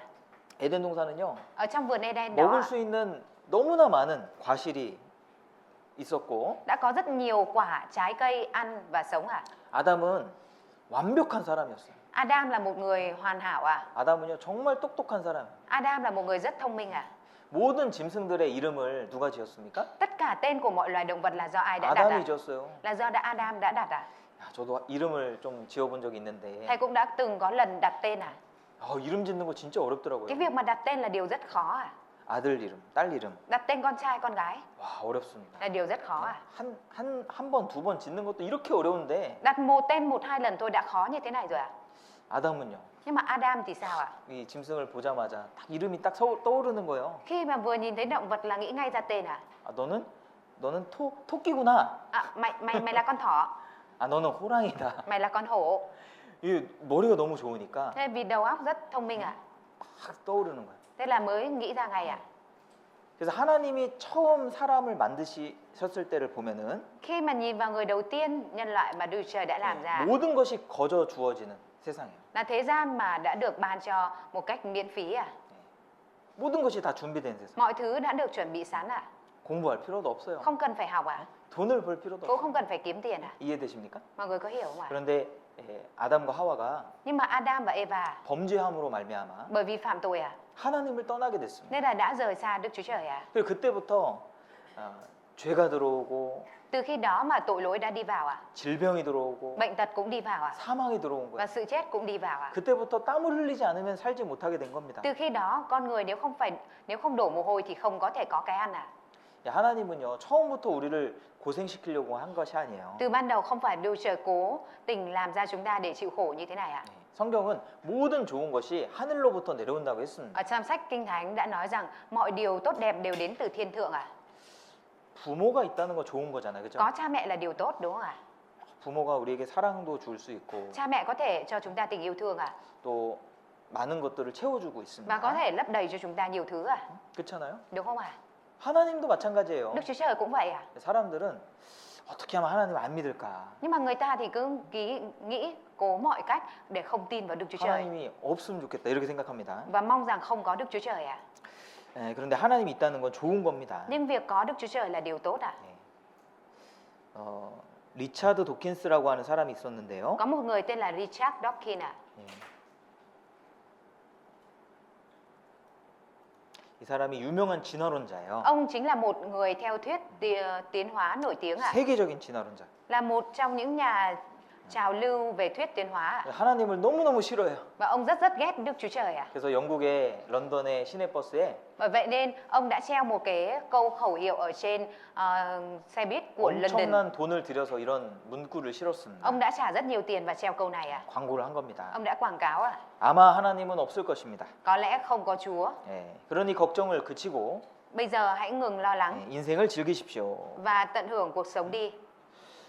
왜 이렇게 하나님을 싫어하는지. Không biết là ông tại sao lại ghét Đức Chúa Trời như vậy? 하나님은요 성경에 심판자로 나옵니다. Ở trong sách Kinh Thánh còn nói đến Đức Chúa Trời là đấng phán xét à? 여러분 이 문구를 자세히 해석을 해보면은 Nếu như mọi người phân tích cụ thể cái câu này à? 하나님은 심판자라는 것 금방 알 수 있어요. thì mình có thể biết ngay Đức Chúa Trời là đấng phán xét à? 아니, 하나님이 계신 것하고 인생을 즐기는 것하고 무슨 상관이 있습니까? Rốt cuộc giữa việc có Đức Chúa Trời tồn tại với cái việc mà tận hưởng cuộc sống thì nó có liên quan gì với nhau ạ? 여기서 즐긴다는 거는 Cái việc mà tận hưởng cuộc sống ở đây ạ 죄 짓는 것을 말하는 거예요. là nói về việc phạm tội à? 하나님이 있으면 마음대로 죄 못 짓거든요. Vì nếu có Đức Chúa Trời thì không có thể nào Thì mà phạm 사람들이- tội tùy ý à? 걱정하잖아요. Nên người ta mới lo lắng à? 아, 이거 벌 받는 거 아니야? Sợ là bị phạt à? 그러니까 하나님 없으니까 Nên mong là không có Đức Chúa Trời à? 심판도 없으니까 Không có Đức Chúa Trời thì không có sự phán xét à? 마음대로 살아라 이거예요. Nên có thể sống thoải mái à? 마음대로 산다는 게 뭐예요? Sống thoải mái tức là sao ạ? 네? 마음대로 죄 짓고 살아라 이거죠. Là có thể tùy ý phạm tội à? 하나님은 Đức Chúa Trời à? 좋으신 분입니다. Là đấng tốt đẹp à? 그런데 죄에 대해서는 Thế nhưng- 심판을 하십니다. Về tội lỗi thì Đức Chúa Trời sẽ phán xét à? 청년이여 내 어린 때를 즐거워하며 내 청년의 날을 마음에 기뻐하여 마음에 원하는 길과 내 눈이 보는 대로 조차 행하라. Hỡi người trẻ tuổi, hãy vui mừng trong tuổi thiếu niên, hãy vui hưởng thời thanh xuân của con, hãy đi theo đường lối lòng mình muốn và mắt mình ưa thích. 그러나 하나님이 이 모든 일로 인하여 너를 심판하실 줄 알라. Nhưng phải biết rằng vì mọi việc ấy, Đức Chúa Trời sẽ đem con ra mà xét xử. 이 모든 선택에는 책임이란 게 있어요. Trong mọi lựa chọn thì đều có trách nhiệm à? 우리는 자유롭게 많은 것을 할 수 있습니다. Chúng ta có thể tự do làm nhiều cái à?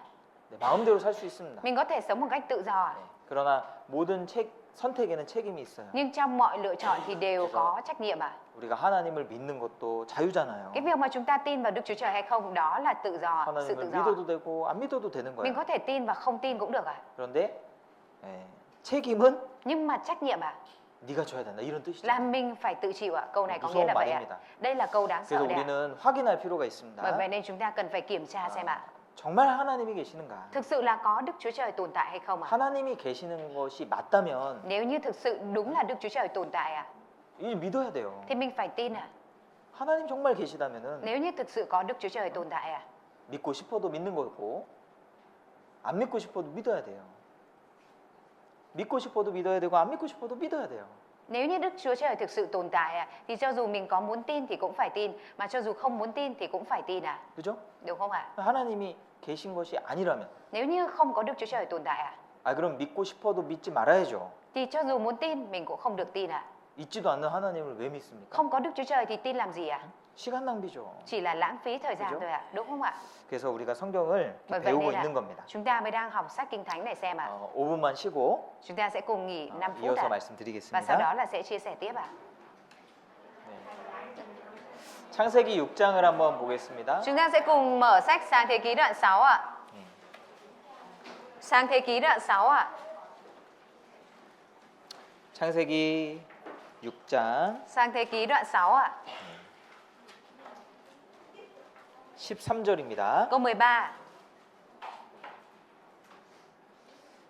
하나님이 노아에게 이르시되 모든 혈육 있는 자의 강포가 땅에 가득함으로 그 끝날이 내 앞에 이르렀으니 내가 그들을 땅과 함께 멸하리라. Đức Chúa Trời phán với Noe, ta đã quyết định tận diệt mọi người, vì do chúng mà thế gian đầy dẫy điều hùng bạo. Này, ta sẽ tiêu diệt chúng khỏi mặt đất. 아담이 범죄한 이후에 Sau khi mà Adam phạm 에덴 tội ạ, 동산에서 쫓겨났습니다. họ đã bị đuổi ra khỏi vườn Eden ạ. 그래서 그 이후로 자손들을 낳고 Và sau đó họ sinh con cái ạ. 번성하고 살고 있었는데 Và sinh sôi nảy nở. 많은 사람들이 이 세상에 있었습니다. Lúc đó đã có nhiều người sống ở trong thế gian ạ. 그런데 그때에 Nhưng mà lúc đó 죄악이 관영했어요. tội ác đã đầy tràn trên đất ạ. 여기 5절에 보시면은 Như ở câu 5 ạ. 여호와께서 사람의 죄악이 세상에 관영함과 Đức Giê-hô-va thấy sự gian ác của loài người lan tràn trên mặt đất. 관영이라는 것은 가득 찼다라는 뜻이에요. Lan tràn có nghĩa là đầy tràn ạ. 우리가 이 쓰레기통에 쓰레기가 가득 차면 어떻게 해야 됩니까? Nếu như mà rác ở trong thùng rác mà đầy tràn rồi ạ, thì chúng ta sẽ phải làm như thế nào ạ? 그것을 비워버리잖아요. Chúng ta sẽ phải làm chống bỏ nó đi đúng không ạ? 그것처럼 Cũng vậy ạ. 이 세상에 죄가 가득 차니까요. Vì thế gian này đầy tràn tội lỗi ạ. 하나님이 심판을 작정하신 겁니다. Nên Đức Trời đã lên kế hoạch phán xét ạ. 그 마음의 생각의 모든 계획이 항상 악할 뿐임을 보시고 Chúng chỉ luôn toan tính những mưu đồ xấu xa. 인간의 역사는 불행하게도 Lịch sử của loài người ạ, 이 반복적인 심판의 역사입니다. buồn thay là lặp đi lặp lại lịch sử của sự phán xét ạ. 어떤 사람은 야, 왜 하나님은 이렇게 심판을 자주 하시냐? Có người thì nghĩ rằng tại sao Đức Chúa Trời lại hay phán xét như vậy? 예, 그런데 Thế nhưng 심판을 해야 될 필요가 있는 거예요. có sự cần thiết cho việc phán xét ạ. 자, 여기는 독일의 히틀러입니다. Đây là Hitler ở bên Đức ạ.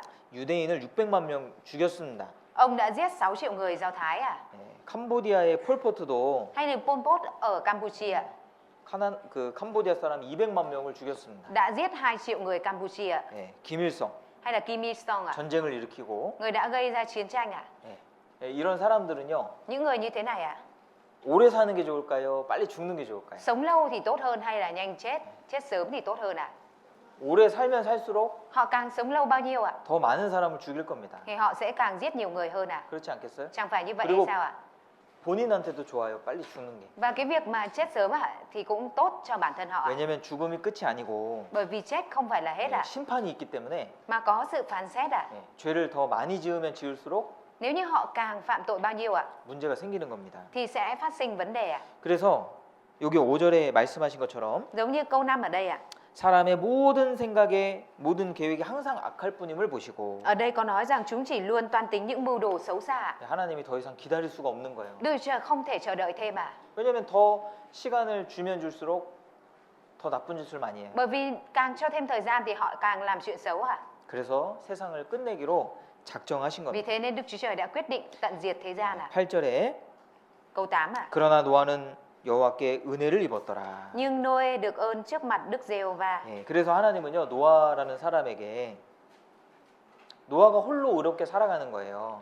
Đức Chúa Trời thấy một mình Noe là sống công chính ạ. 예, 그래서 노아에게 너는 잣나무로 너를 위하여 방주를 짓대. Bởi vậy nên Đức Chúa Trời đã phán với Noe rằng con hãy đóng một chiếc tàu bằng gỗ gô-phe. 예, 그 방주라고 하는 그 배를 만들라고 하셨습니다. Đức Chúa Trời đã phán với Noe rằng hãy đóng tàu ạ.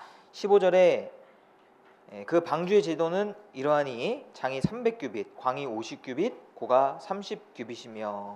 Và chiếc tàu đó có kích thước như câu 15 ạ. Con hãy đóng tàu như thế này, chiều dài 150 m, chiều rộng 25 m, chiều cao 15 m. 예, 여기 방주의 제도를요 하나님이 알려주셨습니다. Đức Chúa Trời đã nói cho biết chế độ kích thước của con tàu này ạ. 이게 베트남 말로는 150m라고 했는데 Trong tiếng Việt thì có nói cụ thể là 150 m ạ. 정확히는 한 135m 정도 됩니다. Nhưng mà chính xác là khoảng 135 m ạ. 그러니까 엄청나게 큰 배를 만든 거예요. Ở đây là họ đã làm ra con tàu rất lớn ạ. 예, 노아가 배 만드는 전문가도 아닌데 Mà Noe không phải là một chuyên gia đóng tàu ạ. 배를 한 번도 만들어 본 적이 없습니다. Ông chưa bao giờ đóng tàu bao giờ ạ. 그리고 인류가 100m 넘는 배를 만든 것이 1800년대 후반입니다. Và cái việc mà loài người có thể đóng những chiếc tàu hơn 100 m là vào cuối những năm 1800 ạ. 이거 배 이렇게 만들어 가지고 뜰 수 있을까요? Họ có phải là cứ làm thuyền là có thể nổi được không ạ? 19절에 Như trong câu 19 ạ. 혈육 있는 모든 생물을 너는 각기 암수 한 쌍씩 방주로 끌어들여 너와 함께 생명을 보존케 하되. Về các loài sinh vật, con hãy đem vào tàu mỗi loài một cặp, có đực có cái, có trống có mái, để giữ cho chúng cùng sống với con. 예, 지구상의 모든 동물들을 다 방주에 태웠다 이 말입니다. Tức là Noe đã chở theo tất cả các loài động vật vào trong tàu ạ. 7장 11절입니다. Đoạn 7 câu 11 ạ. 노아 600세 되던 해 이달 곧 그달 17일이라 그날에 큰 기품의 샘들이 터지며 하늘의 창들이 열려 40주야를 비가 땅에 쏟아졌더라. Đúng vào ngày 17 tháng 2 năm thứ 600 của đời Noe, các nguồn của vực lớn nổ tung và các cửa đập trên trời mở toang. 노아 600세 되던 해. Vào năm Noe 600 tuổi. 좀 또 믿기가 어려운 내용이 또 나오죠. Đây cũng nói đến cái nội dung khó tin đúng không ạ? 예. 사람이 600세 살 수 있을까요? Con người có thể sống đến năm 600 tuổi không ạ? 네, 이따가 Lát thì 설명드리겠습니다. thầy sẽ giải thích cho mọi người ạ. 40주야를 비가 내렸습니다. Mưa đã tuôn xuống suốt 40 ngày đêm 그래서 ạ. 19절에 Nên như câu 19 ạ. 물이 땅에 더욱 창이라매 천하의 높은 산이 다 덮였더니. Nước càng dâng cao trên đất, cao đến nỗi tất cả những ngọn núi cao dưới bầu trời đều bị ngập. 22절 Câu 22 ạ. 육지에 있어 코로 생물의 기식을 호흡하는 것은 다 죽었더라. Tất cả các loài có hơi thở trong lỗ mũi, tức là các loài sống trên đất liền đều chết hết. 그래서 창세기 6장부터 창세기 9장까지 Nên nội dung từ sáng thế ký đoạn 6 cho đến đoạn 9 ạ.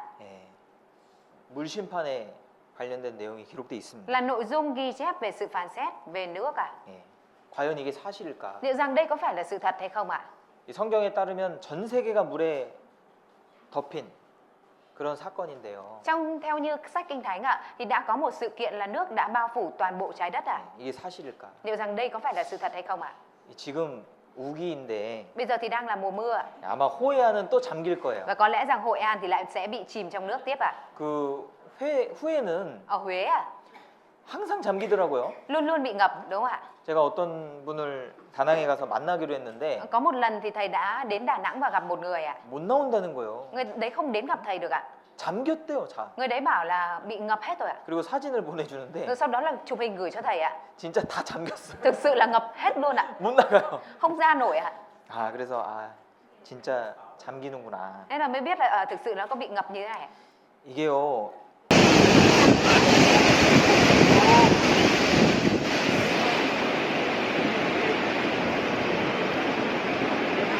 진짜 비가 많이 오면 Mưa mà tuôn xuống nhiều ạ, 홍수가 나서 지역이 잠깁니다. 그죠? thì sẽ xảy ra lũ lụt và nguyên một khu vực sẽ bị ngập đúng không ạ? 근데 40주야를 쏟아졌으니까 Nhưng mà trong Kinh Thánh có nói là mưa suốt 40 ngày đêm ạ. 진짜 전 지구가 잠길 수도 있죠. Đó là một cái thời lượng mà có thể ngập cả trái đất đúng không ạ? 깊음의 샘들이 터지며 이랬습니다. Ở đây đã nói rằng các nguồn của vực lớn nổ tung ạ.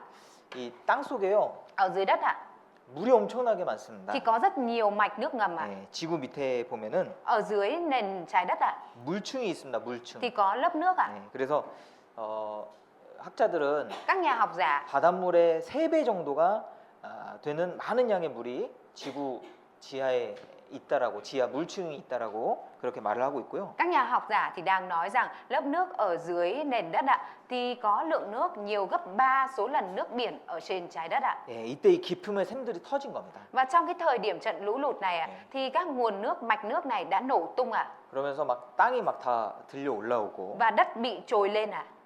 그리고 하늘의 창이 열려서 물들이 쏟아졌죠. Và ở đây đã nói tiếp là các cửa đập trên trời mở toang ạ, nước đã đổ xuống ạ. 좀 이해를 돕기 위해서 영화로 한번 보겠습니다. Để dễ hiểu hơn thì mọi người hãy cùng xem bộ phim này ạ. Một ngày nọ, Giê-hô-va Đức Chúa Trời đến với Nô-ê. Nô-ê,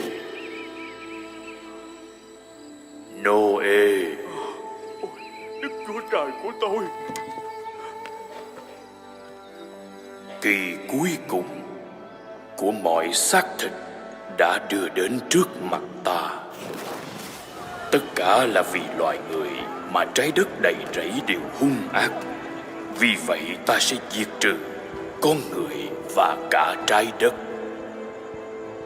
Người hãy đóng một chiếc tàu bằng cây gỗ phè, đóng có từng phòng rồi trét chai cả bên trong và bên ngoài.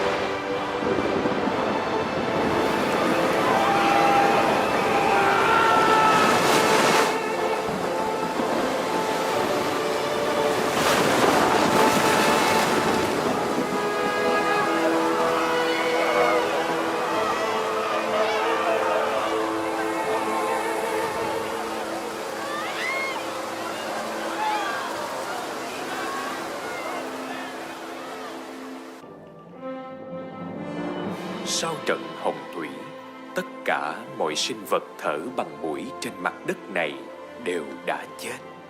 Chỉ duy nhất 8 người trong nhà Nô-ê được sống sót, cùng tất cả các loài động vật đã được đưa lên tàu từ trước, mỗi loài một đôi.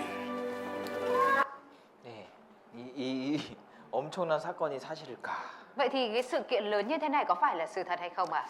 일단 이 600세라는 것도 좀 생각을 Đầu 해보겠습니다. tiên chúng ta sẽ suy nghĩ từ cái là 600 tuổi ạ. 인간 수명 900살이 가능했다. Tuổi thọ con người 900 tuổi đã có khả năng. 이 과학자가 이야기합니다. Đây là lời các nhà khoa học chia sẻ ạ. 과거의 시대에는요. Trong thời đại quá khứ ạ, 지금 우리가 살고 있는 이 시대하고 환경이 달랐습니다. cái điều kiện hoàn cảnh môi trường ngày đó khác với hoàn cảnh môi trường ngày nay chúng ta đang sống ạ. 이 화석들을 보면요. Khi mà chúng ta nhìn vào các hóa thạch ạ, 엄청난 크기의 화석들이 나오는데 người ta phát hiện ra những hóa thạch rất lớn ạ. 예, 이 손가락 마디뼈가 이렇게 큰 거예요.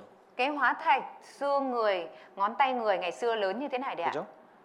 Lớn đúng không ạ? 이렇게 뼈들을 화석으로 발견된 뼈들을 보면 엄청난 사람들이 있었다는 걸 알 수가 있습니다. Khi mà nhìn vào hóa thạch của xương người mà người ta phát hiện được thì có thể thấy rằng người ngày xưa rất lớn ạ. 발바닥 보세요. Đây là lòng bàn chân đấy ạ. 발자국. 그리고 인간의 허벅지뼈 대퇴부죠? Hay là cái phần xương ở hông của người ạ. 예, 엄청나게 컸어요. Con người ngày xưa rất lớn ạ. 환경이 달랐다라는 겁니다. Điều này có nghĩa là hoàn cảnh điều kiện ngày xưa khác bây giờ ạ. 잠자리가 30cm, Hóa thạch của con chuồn chuồn là 30 cm ạ. 60cm짜리도 있고요. Cũng có con 60 cm ạ. 이런 것들이 많이 발견이 Người 됩니다. ta phát hiện ra rất nhiều những cái như thế này ạ. 바퀴벌레가 30cm예요. Và con gián thôi cũng là 30 cm rồi ạ. 어우, 얼마나 끔찍합니까? Ghê biết bao ạ. 새우가 2m. Con tôm 2 mét. 새우 한 마리 잡으면 뭐 한 달 먹겠습니다. Gần như là bắt con này bây giờ mà là ăn nguyên cả tháng luôn ạ. 그죠? Đúng không ạ? 이런 화석들이 나오는 거 30cm 화석. Người ta phát hiện ra hóa thạch của con gián 30 cm ạ. 그리고 과거에는 공룡도 살았잖아요. Ngày xưa thì cũng đã có khủng long sinh sống đúng không ạ? 그죠? Đúng không ạ? 실제 있었던 겁니다. 뼈가 다 나오니까요. Tất cả cái này đều là thật bởi vì người ta phát hiện ra hóa thạch xương ạ. 예, 지금도 엄청난 크기의 나무들이 발견이 Bây 되는데 giờ người ta cũng phát hiện ra những cái loại cây rất là lớn ạ. 미국의 세카이어 파크라고 하는 곳에 가보면 Ở bên một công viên quốc gia, vườn quốc gia của Mỹ ạ. 이 나무가 엄청 커요. Những cái cây ở đây nó rất là to ạ. 이거 장식품이 아닙니다. Đây không phải là cái vật trang trí đâu ạ. 사람. Là con người đấy ạ. 예? 나무가 너무 커요. Cái cây nó rất là to ạ. 예, 100m가 넘는 나무예요. Là cái cây cao hơn 100 mét ạ. 자이언트 나무입니다. Đây là cây hồng sa 예. ạ. 자, 그런데 이런 나무들이 어떻게 자라느냐? 환경이 Và làm như thế nào để những cái cây này nó có thể phát triển lớn như vậy ạ? 이 지역에서 안개가 계속 있다라는 거예요. Người ta phát hiện ra khu vực này liên tục có sương mù ạ. 네, 지구가 처음 조성됐을 때 환경이 어땠냐면 Vậy thì cái hoàn cảnh điều kiện đầu tiên khi mà trái đất được hình thành là như thế nào ạ? 안개만 땅에서 올라와 지면을 적셨더라. Nhưng có hơi nước từ dưới đất bốc lên tới khắp mặt đất. 이 창세기 한번 찾아보시면요. Chúng ta tìm ở trong sách Sáng Thế Ký ạ.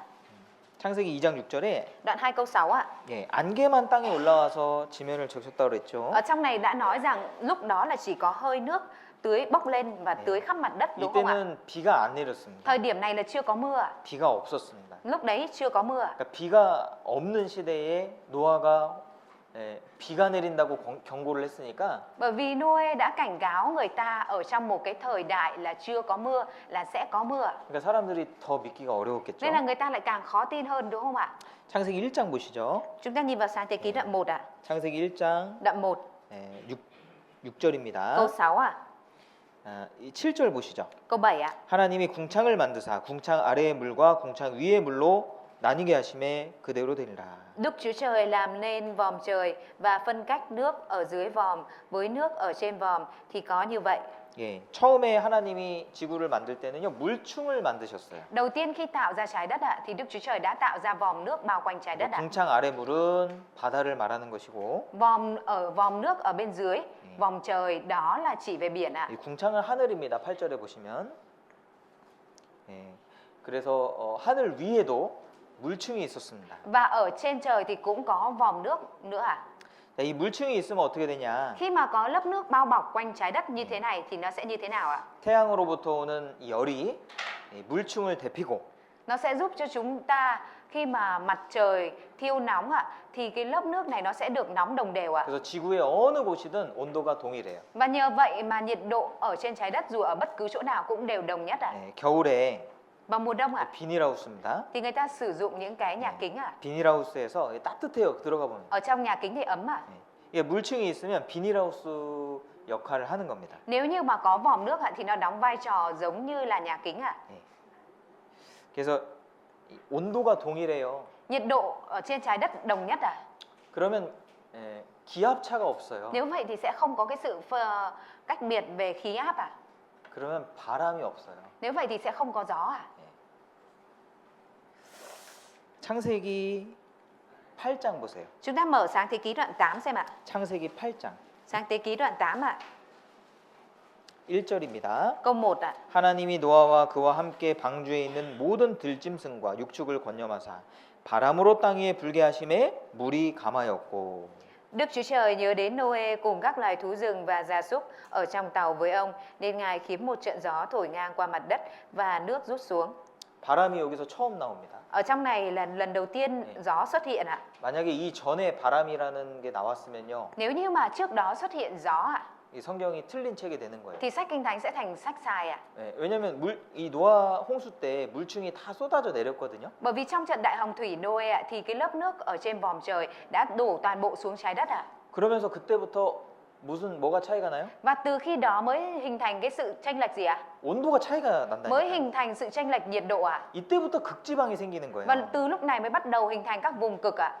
온도가 차이 나면 Khi mà nhiệt độ thay đổi ạ, 기압차가 생깁니다. có sự thay đổi thì nó sẽ hình thành khí áp ạ. 그럼 기압차가 생기면 Và khi mà hình thành cái sự chênh lệch khí áp ạ, 바람이 불기 thì 시작해요. nó sẽ tạo thành gió ạ. 극지방에 Ở vùng cực ạ, 남극도 한때는 따뜻했다. người ta nói rằng cả Nam cực cũng đã có thời ấm áp ạ. 남극에는요, Ở Nam cực ạ, 얼음 땅이잖아요. là mảnh đất băng tuyết đúng không ạ? 네. 그런데 이런 북극이나 남극에 이런 초식 동물이 발견이 되는 겁니다. Nhưng mà người ta lại phát hiện ra những hóa thạch của những loài động vật ăn cỏ ở hai vùng cực, Nam cực và Bắc cực ạ. 그 남극과 북극에는 초식 동물이 살 수 있을까요? 식물이 없는데. Ở trên Nam cực và Bắc cực liệu rằng có động vật có thể sinh sống không, trong khi ở đó nó không có cỏ ạ? 네, 과거에는 따뜻했다라는 거예요. Điều này minh chứng rằng ngày xưa ở đây đã ấm mà. 그러니까 물층이 있으면은 그게 가능한 거예요. Nếu như mà có lớp nước thì điều này là có khả năng ạ. 이 학자들이 연구를 해보니까요, Các nhà khoa học giả đã nghiên cứu ạ. 이 물층이 있으면 Nếu như mà có lớp nước ạ, 태양으로부터 오는 안 좋은 광선들이 다 막아진답니다. thì nó có thể ngăn toàn bộ, nó có thể ngăn được nhiều những cái tia độc hại có hại từ mặt trời chiếu xuống trái đất ạ. 자외선, X선, 감마선. Nó có thể chắn những cái tia cực tím, tia X và tia gamma ạ. 피부 노화의 원인은 태양 광선이다. Cái mà làm cho da của chúng ta bị lão hóa đó chính là nguyên nhân do ánh nắng ạ.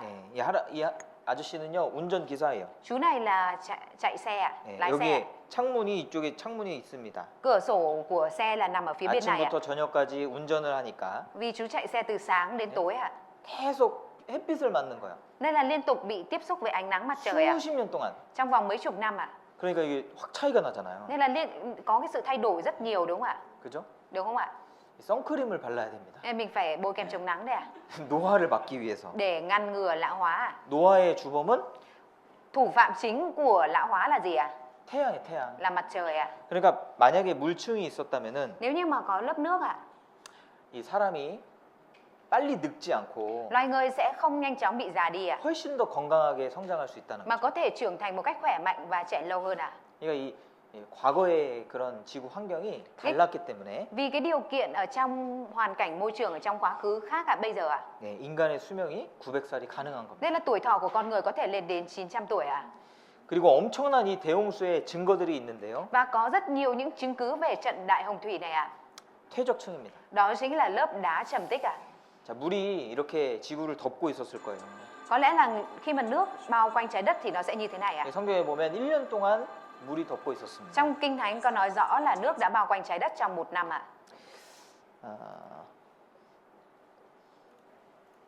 지각층 75%가 퇴적암이다. 대홍수를 뒷받침한다. 75% lớp vỏ trái đất là đá trầm tích làm dẫn chứng cho trận đại hồng thủy. 퇴적암이 뭐냐면요. Đá trầm tích là như thế nào ạ? 이런 게 퇴적암이거든요. Cái này là đá trầm tích ạ. 네, 이런 퇴적암. Đá trầm tích ạ. 근데 이 퇴적암은 어떻게 생기냐면 물로 생깁니다. Đá trầm tích này được hình thành bởi gì ạ? Bởi nước ạ. 암석은 크게 두 종류로 나눌 수 있어요. Đá thì có thể chia ra hai loại lớn ạ. 네, 하나는 화성암, Đầu tiên là đá magma, 하나는 퇴적암입니다. một cái nữa là đá trầm tích ạ. 화성암은 화산 폭발에 의해서 생기고요. Đá magma là được hình thành do vụ nổ núi lửa ạ. 퇴적암은 물이 지나간 흔적입니다. Còn đá trầm tích là được hình thành do nước chảy qua. 물로 만들어지는 거예요. Nó được tạo ra bởi nước à? 그런데 지구 물질의 내부의 95%는 화성암이에요. Trong lòng trái đất của chúng ta, trong lõi trái đất của chúng ta, 95% vật chất cấu thành trái đất là đá magma. 그런데 지구 표면은 Nhưng mà bề mặt trái đất, vỏ của trái đất là 75%가 퇴적암이에요. 70% lại là lớp đá trầm tích à? 그러니까 이것이 세계적인 홍수가 있었다는 것을 증명하고 있다는 거죠. Điều này minh chứng rằng lũ lụt toàn cầu là có thật ạ. 네. 물이 있어야 만들어지니까. Bởi vì phải có nước thì mới tạo thành đá trầm tích được ạ. 아, 여기 한번 보시죠. Chúng ta cùng xem ở đây ạ. 지층은 저탕류의 형성으로 만들어집니다. Địa tầng là được hình thành bởi lớp đá bùn đất đá. 엄청난 물이 지나갈 때요. Khi mà nước nó chảy qua rất nhiều và mạnh ạ, 그 밑에 흙도 같이 굴러가거든요. thì bên dưới ạ, lớp bùn đất nó cũng sẽ bị cuốn theo, chảy theo ạ. 예. 그러면서 지층이 만들어진다. Và rồi nó tạo thành các địa tầng ạ. Loại trầm tích có mật độ cao di chuyển cùng với nước trong một lần gọi là dòng trầm tích đáy. Và ngày nay, nhiều nhà địa chất học thừa nhận rằng các tầng địa chất đã được hình thành thông qua quá trình của dòng trầm tích đáy. Dòng trầm tích đáy được tạo ra do các thiên tai như động đất, sóng thần hoặc lở đất. Các tầng địa chất của Grand Canyon cũng được hình thành bởi dòng trầm tích đáy này. Một minh chứng cho điều đó là sự kiện xảy ra tại núi Helen vào năm 1980. Khi núi lửa phun trào, một trận lở đất quy mô lớn đã xảy ra và dòng trầm tích bùn đặc sệt đã tràn xuống với tốc độ nhanh đến 100 km/h. Khi đó, dưới chân núi đã hình thành một lớp địa tầng rõ rệt dày 7,5 mét và điều đó chỉ mất chưa đầy 5 tiếng đồng hồ. Cuối cùng, bề rộng và độ dài của các lớp địa tầng không phụ thuộc vào thời gian mà phụ thuộc vào quy mô của dòng trầm tích đáy. Nói cách khác, càng có biến động lớn thì quy mô của địa tầng càng lớn. Hơn 70% địa lục là đá trầm tích và có những lớp địa tầng trải dài khắp Bắc Mỹ.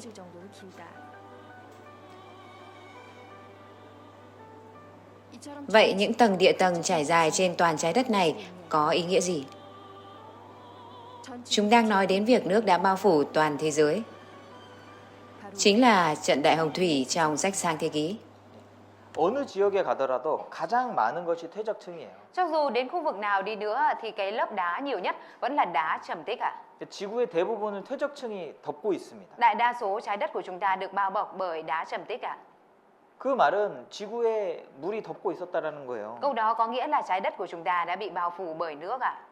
제가 학생 때는 Hồi thầy còn là học sinh ạ, 이런 지층이 만들어지는데 아주 많은 시간이 걸렸다고 제가 배웠습니다. thầy được học là để tạo được các tầng địa tầng như thế này ạ, thì mất rất nhiều thời gian ạ. 이 층 하나하나가 수천 년이라고 배웠습니다. Thầy đã được học là mỗi cái tầng lớp đất này ạ là mất hàng nghìn năm mới hình thành được ạ. 근데 지금은 그렇게 얘기하지 Nhưng 않습니다. mà bây giờ thì người ta không dạy như vậy nữa ạ. 지층은요 물에 의해서 생기는 겁니다. Địa tầng là được hình thành bởi nước ạ. 그래서 아까 이제 영상에서 나온 것처럼 Giống như nãy ở trong video có nói ạ. 여기가 이제 1980년에 폭발한 세인트 헬렌스 산인데요. Đây là núi Ellen đã xảy ra trận nổ núi lửa vào năm 여기 1980 ạ. 이렇게 폭발을 했어요. Nó đã nổ ạ. 한 400m 가량이 물과 뭐 용암과 이런 것들이 탁 흙과 섞여가지고 폭발을 했는데 Nó đã nổ với cái phạm vi là 400 km, đã kéo theo lớp đất bùn và rất nhiều bụi cuốn trào xuống dưới ạ. 순식간에 이런 지층이 형성이 된 Và 거예요. trong khoảnh khắc nó đã tạo ra các địa tầng này ạ. 아 이게 격변으로 생기는 거구나. Cái này là do đột ngột 지층이. biến trong một lúc xảy ra. 그걸 알게 된 거예요. Nhờ đó mà người ta đã biết điều này ạ. 그래서 180m 가까이 되는 어떤 협곡이 생겼습니다. 쫙. Và nó đã hình thành một cái hẻm núi với độ cao khoảng 183 mét ạ. 여기는 이제 그랜드 캐니언이거든요. Ở đây là Grand Canyon ạ. 미국의 그랜드 캐니언은 이제 18km죠. Và cái độ cao ở bên Grand Canyon của Mỹ là khoảng 18 km ạ. 1829m 그죠? Khoảng 1829 mét ạ.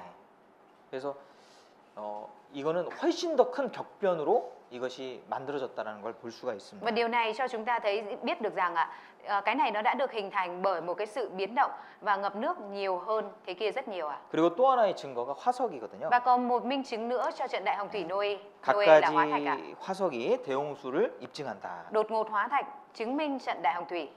이 화석은요 대부분 퇴적층에서 발견이 됩니다. Đại đa số hóa thạch thì người ta tìm thấy ở trong lớp đá trầm tích ạ. 그리고 이 세계적으로 높은 산들이 있는데요. Và ở trên thế giới có những dãy núi cao ạ. 이런 높은 산 위에서도 바다 생명체들이 화석이 발견이 Kể 되는데 cả ở trên những dãy núi cao như thế này, người ta cũng phát hiện ra những hóa thạch của những loài cá ở dưới biển ạ. 예, 안데스 산맥은 세상에서 가장 긴 산맥을 가리켜요. Dãy Andes chính là dãy núi cao 제일 cao 긴 dài nhất ở trên 산맥이요. thế gian ạ. 여기서도 조개 화석들이 발견이 되고요. Người ta đã phát hiện ra hóa thạch của con sò ở đây ạ. 가장 높은 산맥은 히말라야 산맥이죠. Ngọn núi cao nhất ở trên thế giới là Everest đúng không ạ? 거기서도 가장 높은 산이 에베레스트 산인데 Núi Everest ạ. 거기서도 해저의 지층이 존재하고 조개 화석들이 발견이 되죠. Người ta cũng đã tìm thấy lớp địa tầng của đáy biển trên đỉnh núi cao nhất thế giới và tìm thấy cả những hóa thạch của những loài sò ở dưới biển ạ. 예, 히말라야 산맥에 가보면은 Ở trên dãy núi Himalaya 이렇게 그 화석들을 발견해서 파는 사람들이 있습니다. có những người phát hiện ra hóa thạch và người ta đem những cái này đi bán à? 아주 흔하게 있습니다. Có rất nhiều ạ. 물고기 화석 산에서 발견되는 것은 옛날에는 바다였다는 증거다. Nhưng phát hiện hóa thạch cá trên núi là bằng chứng cho thấy ngày xưa đây đã từng là biển. 예, 800m 위에서 조개 화석들이 발견이 됩니다. Người ta phát hiện ra hóa thạch của sò được tìm thấy ở trong địa tầng cao 8.000 mét. 에베레스트는 바다 밑바닥이었다. Everest đã từng là đáy biển. 그러니까 이런 높은 산도 다 덮였다라는 거죠. Tức là những ngọn núi cao như thế này cũng đã bị bao trùm ở trong nước biển à. 예. 그래서 언제 이 산이 융기가 됐는지 Mặc 모르겠지만 dù mình không biết là những núi này nhô lên từ khi nào ạ. 예, 격변으로 인해서 Nhưng bởi sự biến đổi đột ngột của 산이- địa tầng ạ, 산이 오르고 làm núi nhô lên ạ 골짜기가 생긴 겁니다. và có những trũng ạ. 예, 성경에도 그렇게 말하고 있거든요. Sách Kinh Thánh cũng nói như vậy ạ. 그죠? Đúng không ạ? 엄청난 물이 흘러갈 때 Khi mà một nguồn nước lớn nó chảy đi ạ, 그 물 밑에는 저탕류가 흐릅니다. thì ở bên dưới cái nước đó nó sẽ có một lớp bùn rất 저탕류의 nhiều và nó sẽ 속도는 chảy ạ. 시속 100km야. Và tốc độ của lớp bùn đấy nó sẽ chảy với vận tốc là 100 km/h ạ. 그러니까 순식간에 다 묻혀버리는 Nên 거예요. trong khoảnh khắc nó làm ụp tất cả mọi thứ và kéo theo mọi thứ ạ. 이렇게 묻히는 겁니다. Nó làm cho những con cá nó bị ụp như thế này ạ. 이 화석을 보면은 아주 정교하게 돼 있어요. 비닐도 정교하고. Và nhìn vào trong những hóa thạch này chúng ta có thể thấy là nó được bảo tồn một cách rất kỹ lưỡng, thậm chí là còn vây ạ. 물고기는 화석이 되기가 참 어려운 생명체입니다. Cá chính là một loài rất khó để thành hóa thạch ạ. 왜냐면 죽으면 바로 썩거든요. Bởi vì khi mà nó chết thì nó sẽ hoại tử, phân hủy luôn ạ. 그런데 아주 생생하게 보존이 됐다라는 것은 Nhưng mà người ta phát hiện được những cái hóa thạch cá còn rất tươi như thế này ạ. 아주 급하게 묻혔다는 거예요. Đó là minh chứng cho thấy rằng nó đã bị vùi lấp một cách đột ngột ạ.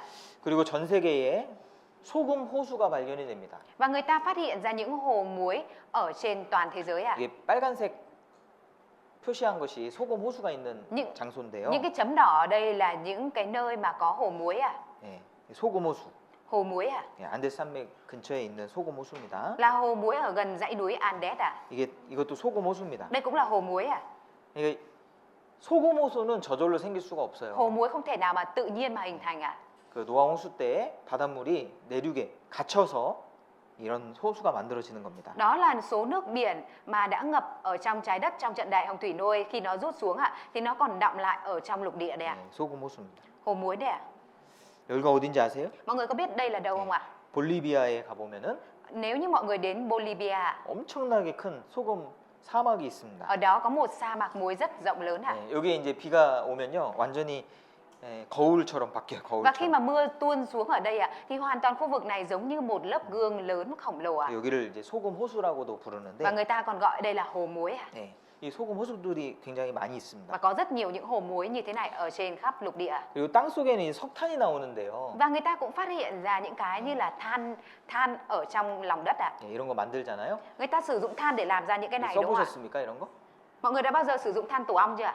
저 어릴 때 잠깐 썼던 것 같아요, 저도. Thầy cũng hồi nhỏ cũng sử dụng một chút ạ. 근데 이 석탄도 Kể cả than đá 홍수의 증거거든요. cũng là chứng cứ của trận đại hồng thủy ạ. 이 석탄은요, Bởi vì Đó. than đá 나무 껍데기가 석탄이 됩니다. là từ lớp vỏ của cây mà thành than đá ạ. 근데 생각해 보면은 참 이해가 안 되잖아요. Nhưng mà mọi người nghĩ thì không hiểu được đúng không ạ? 나무가 땅 속에 묻힐 수는 있어요. Cây thì có thể bị chôn vùi xuống dưới đất ạ. 근데 나무 껍데기만 이렇게 골라서 묻히기는 Nhưng 어렵잖아요. mà rất khó để nào mà người ta tách hết cái vỏ của cây ra để nó bị chôn vùi hết vào trong đất đúng không ạ? 이렇게 나무 껍데기만 모여야 돼요. Phải gom hết tất cả những cái vỏ cây lại như thế này ạ. 그런데 홍수가 나는 걸 보니까 이해가 되는 거예요. Nhưng khi mà nhìn vào trận đại hồng thủy thì chúng ta có thể hiểu được điều này ạ. 여기 홍수 났을 때에 나무들이 떠다니는 것을 찍은 거거든요. Đây là cảnh mà người ta quay lại khi mà lũ lụt xảy ra thì các cây nó sẽ bị trôi nổi tràn như thế này ạ. 이 보니까요, 물 속에서 나무들이 굴러다니면서 껍데기가 다 까집니다. Và khi mà các cây nó trôi nổi ở trên mặt nước ạ thì tất cả vỏ của cái cây đấy nó bị cuộn vào với nhau và nó bị tách hết ra. 그리고 껍데기는 물을 먹으니까 땅 속에 그 물 속에 가라앉게 되고. Và bởi vì cái vỏ cây này nó bị hấp thụ nước nên nó bị nặng và nó bị chìm xuống dưới nước ạ. 그래서 나무 껍데기만 다 쌓여가지고 석탄이 되는 거예요. Vì thế nên chỉ có mỗi vỏ cây nó tích tụ lại với nhau và từ cái đó mà nó thành than ạ. 이것도 대홍수의 증거죠. Cái đây cũng là chứng cứ của đại hồng thủy ạ. 또 놀라운 것이 Và có một điều kinh ngạc nữa ạ. 이 방주의 제도입니다. Đó chính là cái kích thước của con tàu ạ. 장이 300규빗, 광이 지우자. 50규빗, 고가 30규빗이며 Chiều dài là 150 m, chiều rộng là 25 m và chiều cao là 15 m. 이게 운동장보다 큰 사이즈인데 Đây là một kích thước của con tàu lớn hơn một sân đá banh ạ. 놀라운 건 비율이에요. 비율. Một điều kinh ngạc ở đây đó chính là tỷ lệ của con tàu ạ. 방주의 비율이 Tỷ lệ của con tàu này ạ, 가장 안정적인 선박의 비율입니다. đó chính là tỷ lệ an toàn nhất ạ. 이걸 어떻게 알았을까요? Làm thế nào mà Noe lại có thể biết được điều này ạ? 이 배를 잘못 만들면 Nếu như mà làm thuyền không đúng cách ạ, 뒤집어집니다. có thể khiến cho nó bị lật ạ. 이런 큰 배도 뒤집어질 수 Kể 있고요. cả những con tàu lớn như thế này cũng có thể bị lật ạ. 깨질 수도 있어요. Nó cũng có thể bị gãy ạ. 그리고 너무 왔다 갔다 하면 이거 Và nếu như mà nó rung lắc quá ạ, 살 수가 없겠죠. thì không có thể sống được đúng không ạ? 이거 파도 좀 보세요. Mọi người hãy nhìn con sóng ở đây xem ạ. 몇 미터 정도 될까요? Mọi người nghĩ nó cao khoảng bao nhiêu mét ạ? 20m 넘을 겁니다. Nó sẽ cao hơn khoảng 20 mét đấy ạ. 자, 이렇게 큰 파도가 Những con sóng cao như thế này ạ, 그 노아 홍수 시대에 있었을 거예요. 그렇죠? cũng sẽ có ở trong trận đại hồng thủy Noe, thời Noe đúng không ạ? 물이 훨씬 더 많으니까요. Bởi vì lúc đấy nước còn nhiều hơn bây giờ ạ. 근데 여기서 1년간을 떠 있어야 돼. Nhưng mà con tàu này phải trôi nổi ở trên mặt nước trong suốt 1 năm ạ. 그러면 보통 견고하게 배를 만들지 않으면 Nếu vậy thì ạ, nếu không phải là một con tàu rất kiên cố ạ, 아마 이 배가 망가질 겁니다. thì con tàu này có lẽ nó đã sẽ bị hỏng rồi ạ. 배가 이제 막 돌지 않고 Con tàu nó phải không bị quay vòng ạ, 또 깨지지 않고 nó phải không bị gãy ạ, 뒤집어지지 않고 và nó 해야 phải không 되는데 bị lật ạ. 이 노아의 방주를 보면요. Nhìn vào tàu của Noe ạ, 이 측면에서 보면 아주 길게 보일 거예요, 이게. nhìn theo mặt phẳng thẳng ạ thì chúng ta sẽ thấy nó rất là dài ạ. 그리고 이걸 물에 잠기면은 Và khi mà nó bị ngập trong nước ạ, 여기만 보이는 거예요, 여기만. thì mình sẽ chỉ nhìn thấy cái mặt phần đây thôi ạ. 자, 우리가 이렇게 배를 보면 이게 안정적이게 보입니까? Nhìn thuyền như thế này thì chúng ta liệu có thấy nó an toàn không ạ? 너무 길잖아요. Trông nó dài ngoằng ạ. 그런데 이 하나님이 알려주신 비율이잖아요. Thế nhưng mà đây là tỷ lệ mà Đức Chúa Trời cho Noe biết ạ. 이 방주의 비율이 Tỷ lệ của tàu Noe ạ, 가로 세로가 6대 1입니다. giữa chiều dài và chiều rộng là 61 ạ. 그리고 가로와 높이 비율은 10대 Và 1이거든요. tỷ lệ giữa chiều dài và chiều cao là 11 ạ. 이게요, 가장 안정적인 선박의 비율이라는 것이 Và 밝혀졌어요. người ta phát hiện ra đây chính là cái tỷ lệ con tàu an toàn nhất ạ. 노아의 방주는 완벽한 선박이다. Người ta đánh giá rằng con tàu của Noe là một con tàu hoàn hảo. 방주의 안정성, 조선 전문가들도 인정했다. Các chuyên gia đóng tàu thừa nhận rằng tàu Noe rất an toàn. 높이 40m 파도에도 안전하다. Cũng an toàn trên con sóng cao 40 mét. 전 세계적으로 배를 만드는 국가가 몇 개 없어요. Ở trên toàn thế giới không có mấy các quốc gia đóng tàu được ạ. 자동차 만드는 게 어려울까요? 배 만드는 게 어려울까요? Theo mọi người nghĩ thì đóng tàu khó hơn hay làm xe hơi thì đã khó hơn ạ? 배가 훨씬 어려워요. Đóng tàu khó hơn rất nhiều ạ. 그리고 배는 구멍 하나 나면은 끝장입니다. Và con tàu chỉ cần có một lỗ hổng thôi là xong luôn ạ. 자동차는 구멍 나도 탈 수 있어요. Xe hơi mà có một lỗ hổng thì vẫn chạy được à? 근데 배 잘 만드는 국가 중에 하나가 한국이에요. Nhưng mà một trong những quốc gia mà đóng tàu giỏi nhất trên thế giới đó là Hàn Quốc ạ. 예. 한국은 조선 강국입니다. Hàn Quốc là quốc gia cường quốc trong đóng tàu ạ. 그래서 이거를 한국에서 테스트했거든요. Vì vậy nên bên Hàn Quốc người ta đã test theo cái tỷ lệ này 이 ạ. 노아방주의 비율을 이렇게 축소해서 Người ta 방주를 đã thu 모형을 nhỏ 만들고 người ta đã thu nhỏ kích thước của con tàu Noe lại và đóng một con tàu hình mẫu theo đúng cái tỷ lệ của tàu Noe ạ. 실험을 했어요. Và người ta đã làm thí nghiệm ạ. 수억을 들여가지고 수억 원을 투자해서 Người ta đã đầu tư hàng tỷ won ạ. 그리고 이제 결론이 Và kết luận ạ, 노아방주는 가장 안전한 선박이다. đó là tàu Noe có tỷ lệ an toàn nhất ạ. 그래서 이 미국 군함 중에서 가장 안전한 선박을 뽑았는데요. Người ta đã chọn ra cái chiến hạm an toàn nhất của Mỹ ạ.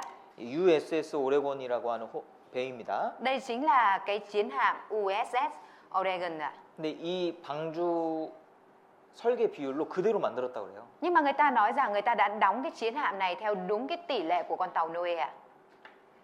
그래서 그게 가장 안정적인 선박의 비율입니다. Bởi vậy nên đây là cái tỷ lệ an toàn nhất ạ. 그걸 노아가 어떻게 알았겠어요? Mà làm sao Noe lại có thể biết được điều này ạ? 하나님이 알려주셔서 Là Đức Chúa Trời đã cho biết ạ. 알게 된 거죠. Nên ông mới biết ạ. 그리고 이 방주가 아라랏산에 머물렀다고 했는데 Và trong Kinh Thánh có nói rằng con tàu này tấp ở trên núi Ararat ạ. 이 아라랏산이 실제 있습니다. Núi Ararat tồn tại trên thực tế ạ. 이 터키입니다, 터키. Đây là Thổ Nhĩ Kỳ ạ. 터키 동부 지역에 Ở khu vực phía đông của Thổ Nhĩ Kỳ ạ, 아라랏산이 있습니다. có núi Ararat ạ. 이렇게 생겼는데요. Núi Ararat trông như thế này ạ. 이건 아르메니아 여권이에요. Đây là hộ chiếu của nước Armenia. 네. 여기 아르메니아의 문장을 Ở trên 확대해 cái 보면 quốc huy của Armenia mình phóng to lên ạ. 여기 산입니다, 산. Đây chính là núi ạ. 네? 아라랏산이에요. Đây là núi Ararat 그 ạ. 위에 뭐가 Và 있습니까? phía bên trên có gì đây ạ? 노아방주 있잖아요. Có tàu Noe đúng không ạ? 노아방주 진짜 믿고 있는 이 사람. Tức là những người này họ cũng tin là tàu Noe thực sự tồn tại ạ. 노아의 방주 묻힌 곳 해발 5,165m 관광객이 붐빈다. Nơi con tàu Noe bị vùi lấp, độ cao 5.165 mét so với mặt biển. 아라랏산이 지금도 있어요. Bây giờ núi Ararat vẫn còn tồn tại ạ. 그리고 많은 사람들이 방주를 목격했다는 증언을 했습니다. Và đã có rất nhiều người làm chứng rằng đã thấy được con tàu Noe ạ. 수천 년 동안이요. Trong vòng mấy chục năm qua. 과거에는 뭐 카메라도 없고 Mà trong quá khứ thì còn chưa có máy camera, 기록할 수 있는 게 없잖아요. không có cái để họ ghi chép lại ạ. 그러니까 이제 그림으로 그려서 남기고 Nên cũng có người là ghi chép lại bằng hình vẽ ạ.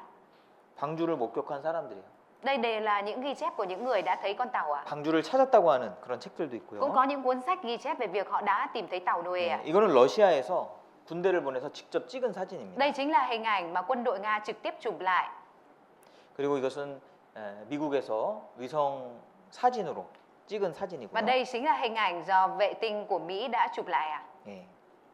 이 사람도 사진을 직접 찍었습니다. Người này cũng đã trực tiếp chụp ảnh lại ạ. 이렇게. Như thế này ạ. 예. 방주를 목격한 사람 많아요. Có rất nhiều người đã chứng kiến thấy con tàu ạ. 예. 그리고 페르난도 나바라라고 하는 사람은 Và có một người tên là Navara. 방주를 발견하고 그 방주 조각을 잘라서 가지고 내려왔어요. Người này đã phát hiện ra con tàu và cắt những mảnh gỗ ở trên con tàu này đem về ạ. 예.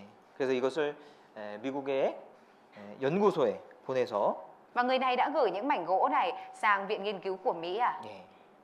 이게 5,000년 전의 나무라고 하는 판정을 Và 받았습니다. nhận được kết quả là mảnh gỗ này là mảnh gỗ được 5.000 tuổi ạ. 예. 스페인에 보냈네요. 스페인에.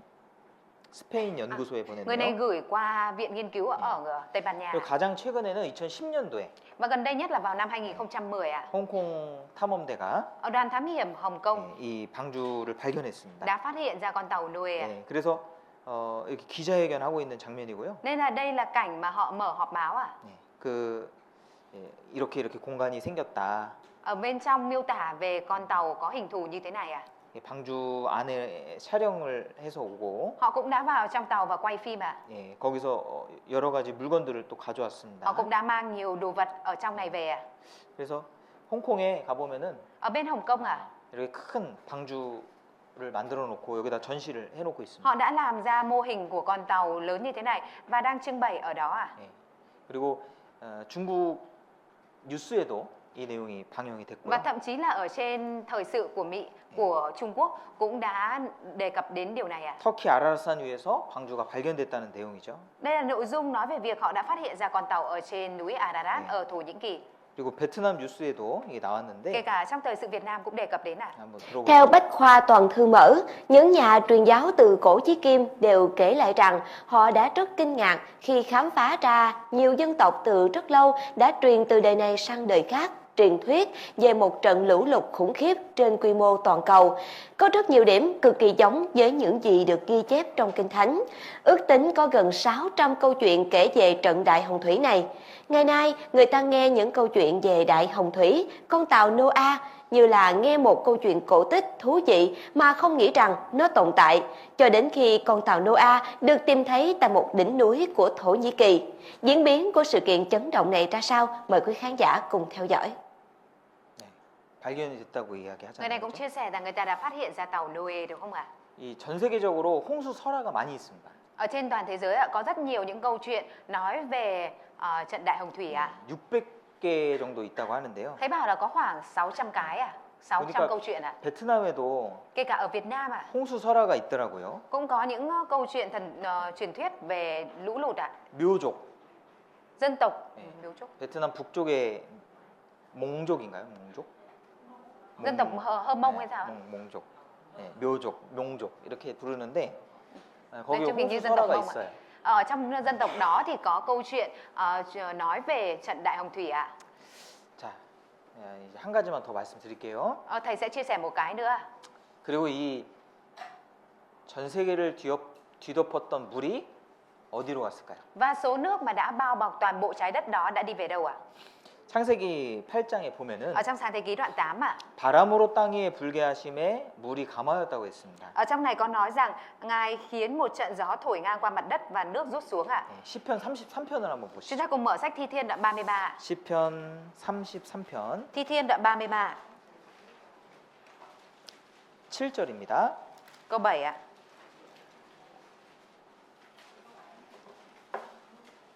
시편 33편 Thi Thiên đoạn 33 7절. câu 7 ạ. 저가 바닷물을 모아 무더기같이 쌓으시며 깊은 물을 곳간에 두시도다. Ngài thu tất cả nước biển lại thành đống và chứa nước sâu trong kho. 바닷물을 어떻게 쌓을 수 있을까요? Làm thế nào mà có thể thu nước biển lại được ạ? 얼음. Đó là đá, 네. băng tuyết ạ. 북극에도 얼음이 있고요. Ở Bắc Cực cũng có băng tuyết ạ. 북극의 얼음은요. 바닷물 위에 떠 있는 빙산이라고 그럽니다. 바닷물 위에 떠 있습니다. Băng tuyết ạ, trôi nổi ở trên mặt biển ở Bắc Cực ạ. Nó gọi là những tảng băng hà.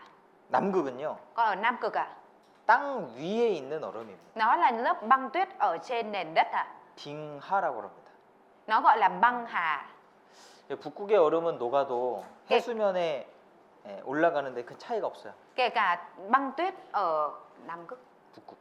kể cả băng tuyết ở Bắc Cực mà tan 차이가 ra 없어요. thì cái mực nước biển nó cũng không có chênh lệch nhiều ạ. 그런데 남극 얼음은요. Nhưng nếu như mà băng tuyết ở Nam Cực mà tan ra, 녹으면 어떻게 될까요? nó mà tan ra thì sẽ như thế nào ạ? 남극 얼음이 다 녹으면 해수면이 58m Nếu băng đá 상승한다. ở Nam Cực mà tan hết thì mực nước biển sẽ tăng 58 mét ạ. 이거 읽어주세요. Nếu tất cả các con sông băng ở Nam và Bắc Cực đều tan thì khoảng từ 80 đến hơn 85% bề mặt trái đất sẽ biến thành biển đấy. 물이 다 덮인다는 거예요. 80% 이상이. Hơn 80 đến 85% là nước sẽ bao phủ trên bề mặt trái đất ạ. 이게요. 최대 2km입니다. 2km. Cái này ạ, cao 두께가. nhất, độ dày của nó là nổi trên mặt biển là 2 km ạ. 물속에 감춰진 것까지 하면 4km. Bao 최장. gồm cả những cái chìm ở trong lớp biển ạ thì là tổng cộng là 4 km ạ. 이게 녹으면요. Nếu như mà nó tan ra 전 세계가 잠기는 거예요. thì toàn bộ trái đất của chúng ta sẽ bị bao phủ ở trong nước ạ. 그리고 깊은 물을 곳간에 Và 두시도다. Kinh Thánh có nói là Ngài chứa nước sâu trong kho ạ. 여기는 바다미 11,529m. Đây là nơi sâu có độ sâu là 11.529 mét ạ. Ở dưới biển. 이렇게 깊은 바다가 있어요. Có những vùng biển sâu như thế này ạ. 이게 물창고입니다. Đây chính là những kho nước ạ. 여기 있는 물을 다 끄집어내고 Nếu như mà lôi hết nước ở trong này ra 빙산이 다 녹으면요. và băng tuyết tan hết ạ 그럼 어떻게 될까요? thì sẽ như thế nào đây ạ? 노아 시대 때 지구를 덮고 있던 물이 Thì toàn bộ số nước đã bao bọc trong thời trận đại hồng thủy Noe ạ, 그대로 있잖아요. nó vẫn còn nguyên ạ. 그대로 nó 있잖아요. vẫn còn nguyên ở trên trái đất của chúng ta. 그러니까 노아의 홍수가 신화입니까? Trận đại hồng thủy Noe có phải là truyền thuyết không ạ? 아니라니까요. Không phải đâu ạ. 역사적인 사실입니다. Mà đây là sự thật, lịch sử ạ. 기적의 무대는 정말로 존재하였다. Ở đây có nói ạ, bối cảnh của những kỳ tích đã thực sự tồn tại. 구약 성서에는 신에 의한 여러 기적이 기록돼 있다. Có nhiều kỳ tích của Chúa Trời đã được ghi chép trong sách Kinh Thánh Cựu Ước. 이 신화적 사건들은 가공의 이야기가 아니라 실제적 실제의 역사적 사실에 입각한 것이다. Những câu chuyện mang tính truyền thuyết này không phải là hư cấu mà dựa trên sự thật về mặt lịch sử. 사실이다 이 말이에요. Tức là ở đây câu chuyện này là sự thật ạ. 그죠? Đúng không ạ? 그래서 이 창세기에 나오는 인류 최초의 어떤 역사가 있었는지 그것은 사실입니다. 입증할 수 있는 겁니다. Và điều này minh chứng rằng sự thật được ghi chép về lịch sử đầu tiên ở trong nhân loại được ghi chép ở trong sách Sáng Thế Ký của Kinh Thánh là sự thật ạ. 성경은 사실이에요. Sách Kinh Thánh là sự thật ạ. 성경은 만들어낸 이야기가 아닙니다. Sách Kinh Thánh không phải là những câu chuyện bịa ra đâu ạ. 성경에 거짓이 있으면 믿을 수가 없을 Nếu như 거예요. mà sách Kinh Thánh là giả dối thì chúng ta không thể tin được ạ. 하나님은 이 성경을 주시고 Đức Chúa Trời đã ban cho chúng ta sách Kinh Thánh ạ. 우리에게 자신을 나타내고 있는 Và 거예요. bày tỏ cho chúng ta về sự tồn tại của Ngài ạ. 믿을 만한 증거를 주셨습니다. Ngài đã cho chúng ta những chứng cứ đáng tin ạ. 네, 그래서 계속 성경을 확인해 보시면 Vì thế nên nếu như chúng ta liên tục xác nhận kiểm tra sách Kinh Thánh ạ, 네, 성경이 사실이라는 것을 알 수 있고 thì chúng ta có thể biết ngay là sách Kinh Thánh là sự thật ạ. 하나님이 정말 계시다는 Và 걸 chúng ta biết được rằng Đức Chúa Trời thực sự tồn tại ạ. 알 수가 있습니다. Mình có thể biết được ạ. 그리고 한 가지만 더 Và 말씀드리면요. thầy sẽ chia sẻ với mọi người một điều nữa ạ. 이 노아가 뭘 했습니까? Noe đã làm gì ạ? 노아의 때와 같이 인자의 임함도 그러하리라. 홍수 전에 노아가 방주에 들어가던 날까지 사람들이 먹고 마시고 장가들고 시집가고 있으면서 홍수가 나서 저희를 다 멸하기까지 깨닫지 못하였으니 인자의 임함도 이와 같으리라. Như trong thời Noe thể nào thì lúc con người đến cũng thể ấy. Trong những ngày trước lạn lụt, người ta ăn uống cưới gả cho đến ngày Noe vào tàu. Họ không biết gì hết cho tới khi nước lụt đến và cuốn đi tất cả. Khi con người đến cũng sẽ như vậy. 노아가 방주를 만들 때까지 Cho đến khi mà Noe đóng tàu ạ? 또 홍수가 내려올 때까지 Cho đến khi mà nước tràn đến ạ? 100년 동안 지었어요. Noe đã đóng tàu trong suốt 100 năm ạ. 엄청나게 많은 시간을 지은 겁니다. Ông đã đóng trong một thời gian rất lâu ạ. 이때 뭘 했냐면 Thời điểm này ạ, ông đã làm gì ạ? 의를 전파했습니다. Ông đã truyền giao về sự công chính ạ. 그런데 사람들은 뭐 했습니까? Nhưng mà người ta lúc đấy thì làm gì ạ? 사람들이 먹고 마시고 장가들고 시집가고 있으면서 Người ta ăn uống cưới gả. 예, 하나님에 대해서 관심이 전혀 없었다는 거예요. Tức là họ đã hoàn toàn không quan tâm đến Đức Chúa Trời ạ. 이 방주만 타면 됐는데 Rõ là họ chỉ cần lên tàu là được ạ. 예, 홍수가 내리기 일주일 전에는요 Ngay trước một tuần mà trận lũ lụt có mưa tuôn xuống ạ. 온갖 동물들이 몰려와서 방주에 탔습니다. Tất cả mọi loài động vật ạ đã cùng nhau kéo lên tàu ạ. 예, 너무 놀라운 일이잖아요. Đây là một chuyện rất kinh ngạc đúng 근데 không ạ? 그것을 보면서도 Nhưng kể cả khi mà nhìn vào điều này ạ, 관심이 없어요. người ta vẫn không quan tâm ạ. 오로지 사람들은요 Người ta chỉ quan tâm đến việc 먹고 ăn, 마시고 uống. 장가들고 시집가고 cưới gả. 밭을 사고 Họ mua ruộng, 집을 짓고 tập trung việc mua nhà, 거기에 xây nhà. 거기에만 온통 정신이 Họ chỉ 깔려 tập 있어요. trung vào trong đó thôi ạ. 부모의 말을 듣지 않는 것도 죄지만 Mặc dù cái việc mà không nghe lời cha mẹ cũng là tội ạ. 부모가 없는 것처럼 사는 것은 더 큰 죄죠. Cái việc mà sống không coi như là không có cha mẹ ạ, nó còn là tội lớn hơn ạ. 사람들은 하나님이 없는 것처럼 사는 거예요. Con người ta sống như là không có Đức Chúa Trời ạ. 하나님의 말씀을 듣지 않는 것도 죄가 되겠지만 Mặc dù cái việc không nghe lời của Đức Chúa Trời cũng thành tội ạ. 우리를 만드신 하나님을 아예 생각하지 않는 사람. Nhưng mà cái việc mà hoàn toàn không suy nghĩ đến Đức Chúa Trời là đấng đã tạo ra mình. 예, 그것이 진짜 무서운 죄입니다. Đây là tội thực sự rất đáng sợ ạ. 하나님이 태양을 만들어 주시고 Đức Chúa Trời đã làm ra mặt trời cho mình, 예, 공기를 주시고 làm ra không khí cho 또 mình, 우리에게 육체를 주시고 cho mình thể xác, 생명을 cho mình 주셨잖아요. sự sống ạ. 그런데 하나님에 대해서 관심 없어요. Nhưng mà lại hoàn toàn mình không quan tâm đến Đức Chúa Trời ạ. 그게 노아 시대 사람들이었어요. Đó là những người trong thời của Noe ạ. 우리 시대도 마찬가지입니다. Những người trong thời đại của chúng ta cũng vậy ạ. 그래서 내일 또 이어서 Ngày mai thầy 말씀드리겠습니다. sẽ chia sẻ nối tiếp ạ. 네, 이번에 꼭 끝까지 한번 들어보시기 Rất là 바랍니다. mong lần này chúng ta có thể nghe đến cùng ạ. Chúng 기도하겠습니다. ta cùng cầu nguyện ạ. 하나님 감사합니다. Chúa, chúng con xin dâng lời cảm tạ ơn Chúa. 과거의 역사를 통해서 우리에게 교훈을 주시고 Nguyện xin Chúa cho chúng con bài học thông qua lịch sử quá khứ. 과거의 잘못된 행실을 반복하지 않을 수 있도록 Và xin 도와주시옵소서. Chúa ngài giúp đỡ để cho chúng con không lặp lại những sai lầm trong quá khứ. 또 이어서 전해지는 모든 말씀 가운데 우리에게 믿을 만한 증거를 주시옵소서. Và xin Chúa ngài cho chúng con những chứng cứ đáng tin qua những nội dung mà tới đây chúng con học tiếp. 예수님 이름으로 Chúng con thành 기도드렸습니다. kính cầu nguyện nhân danh Đức Chúa Giêsu Christ. Amen.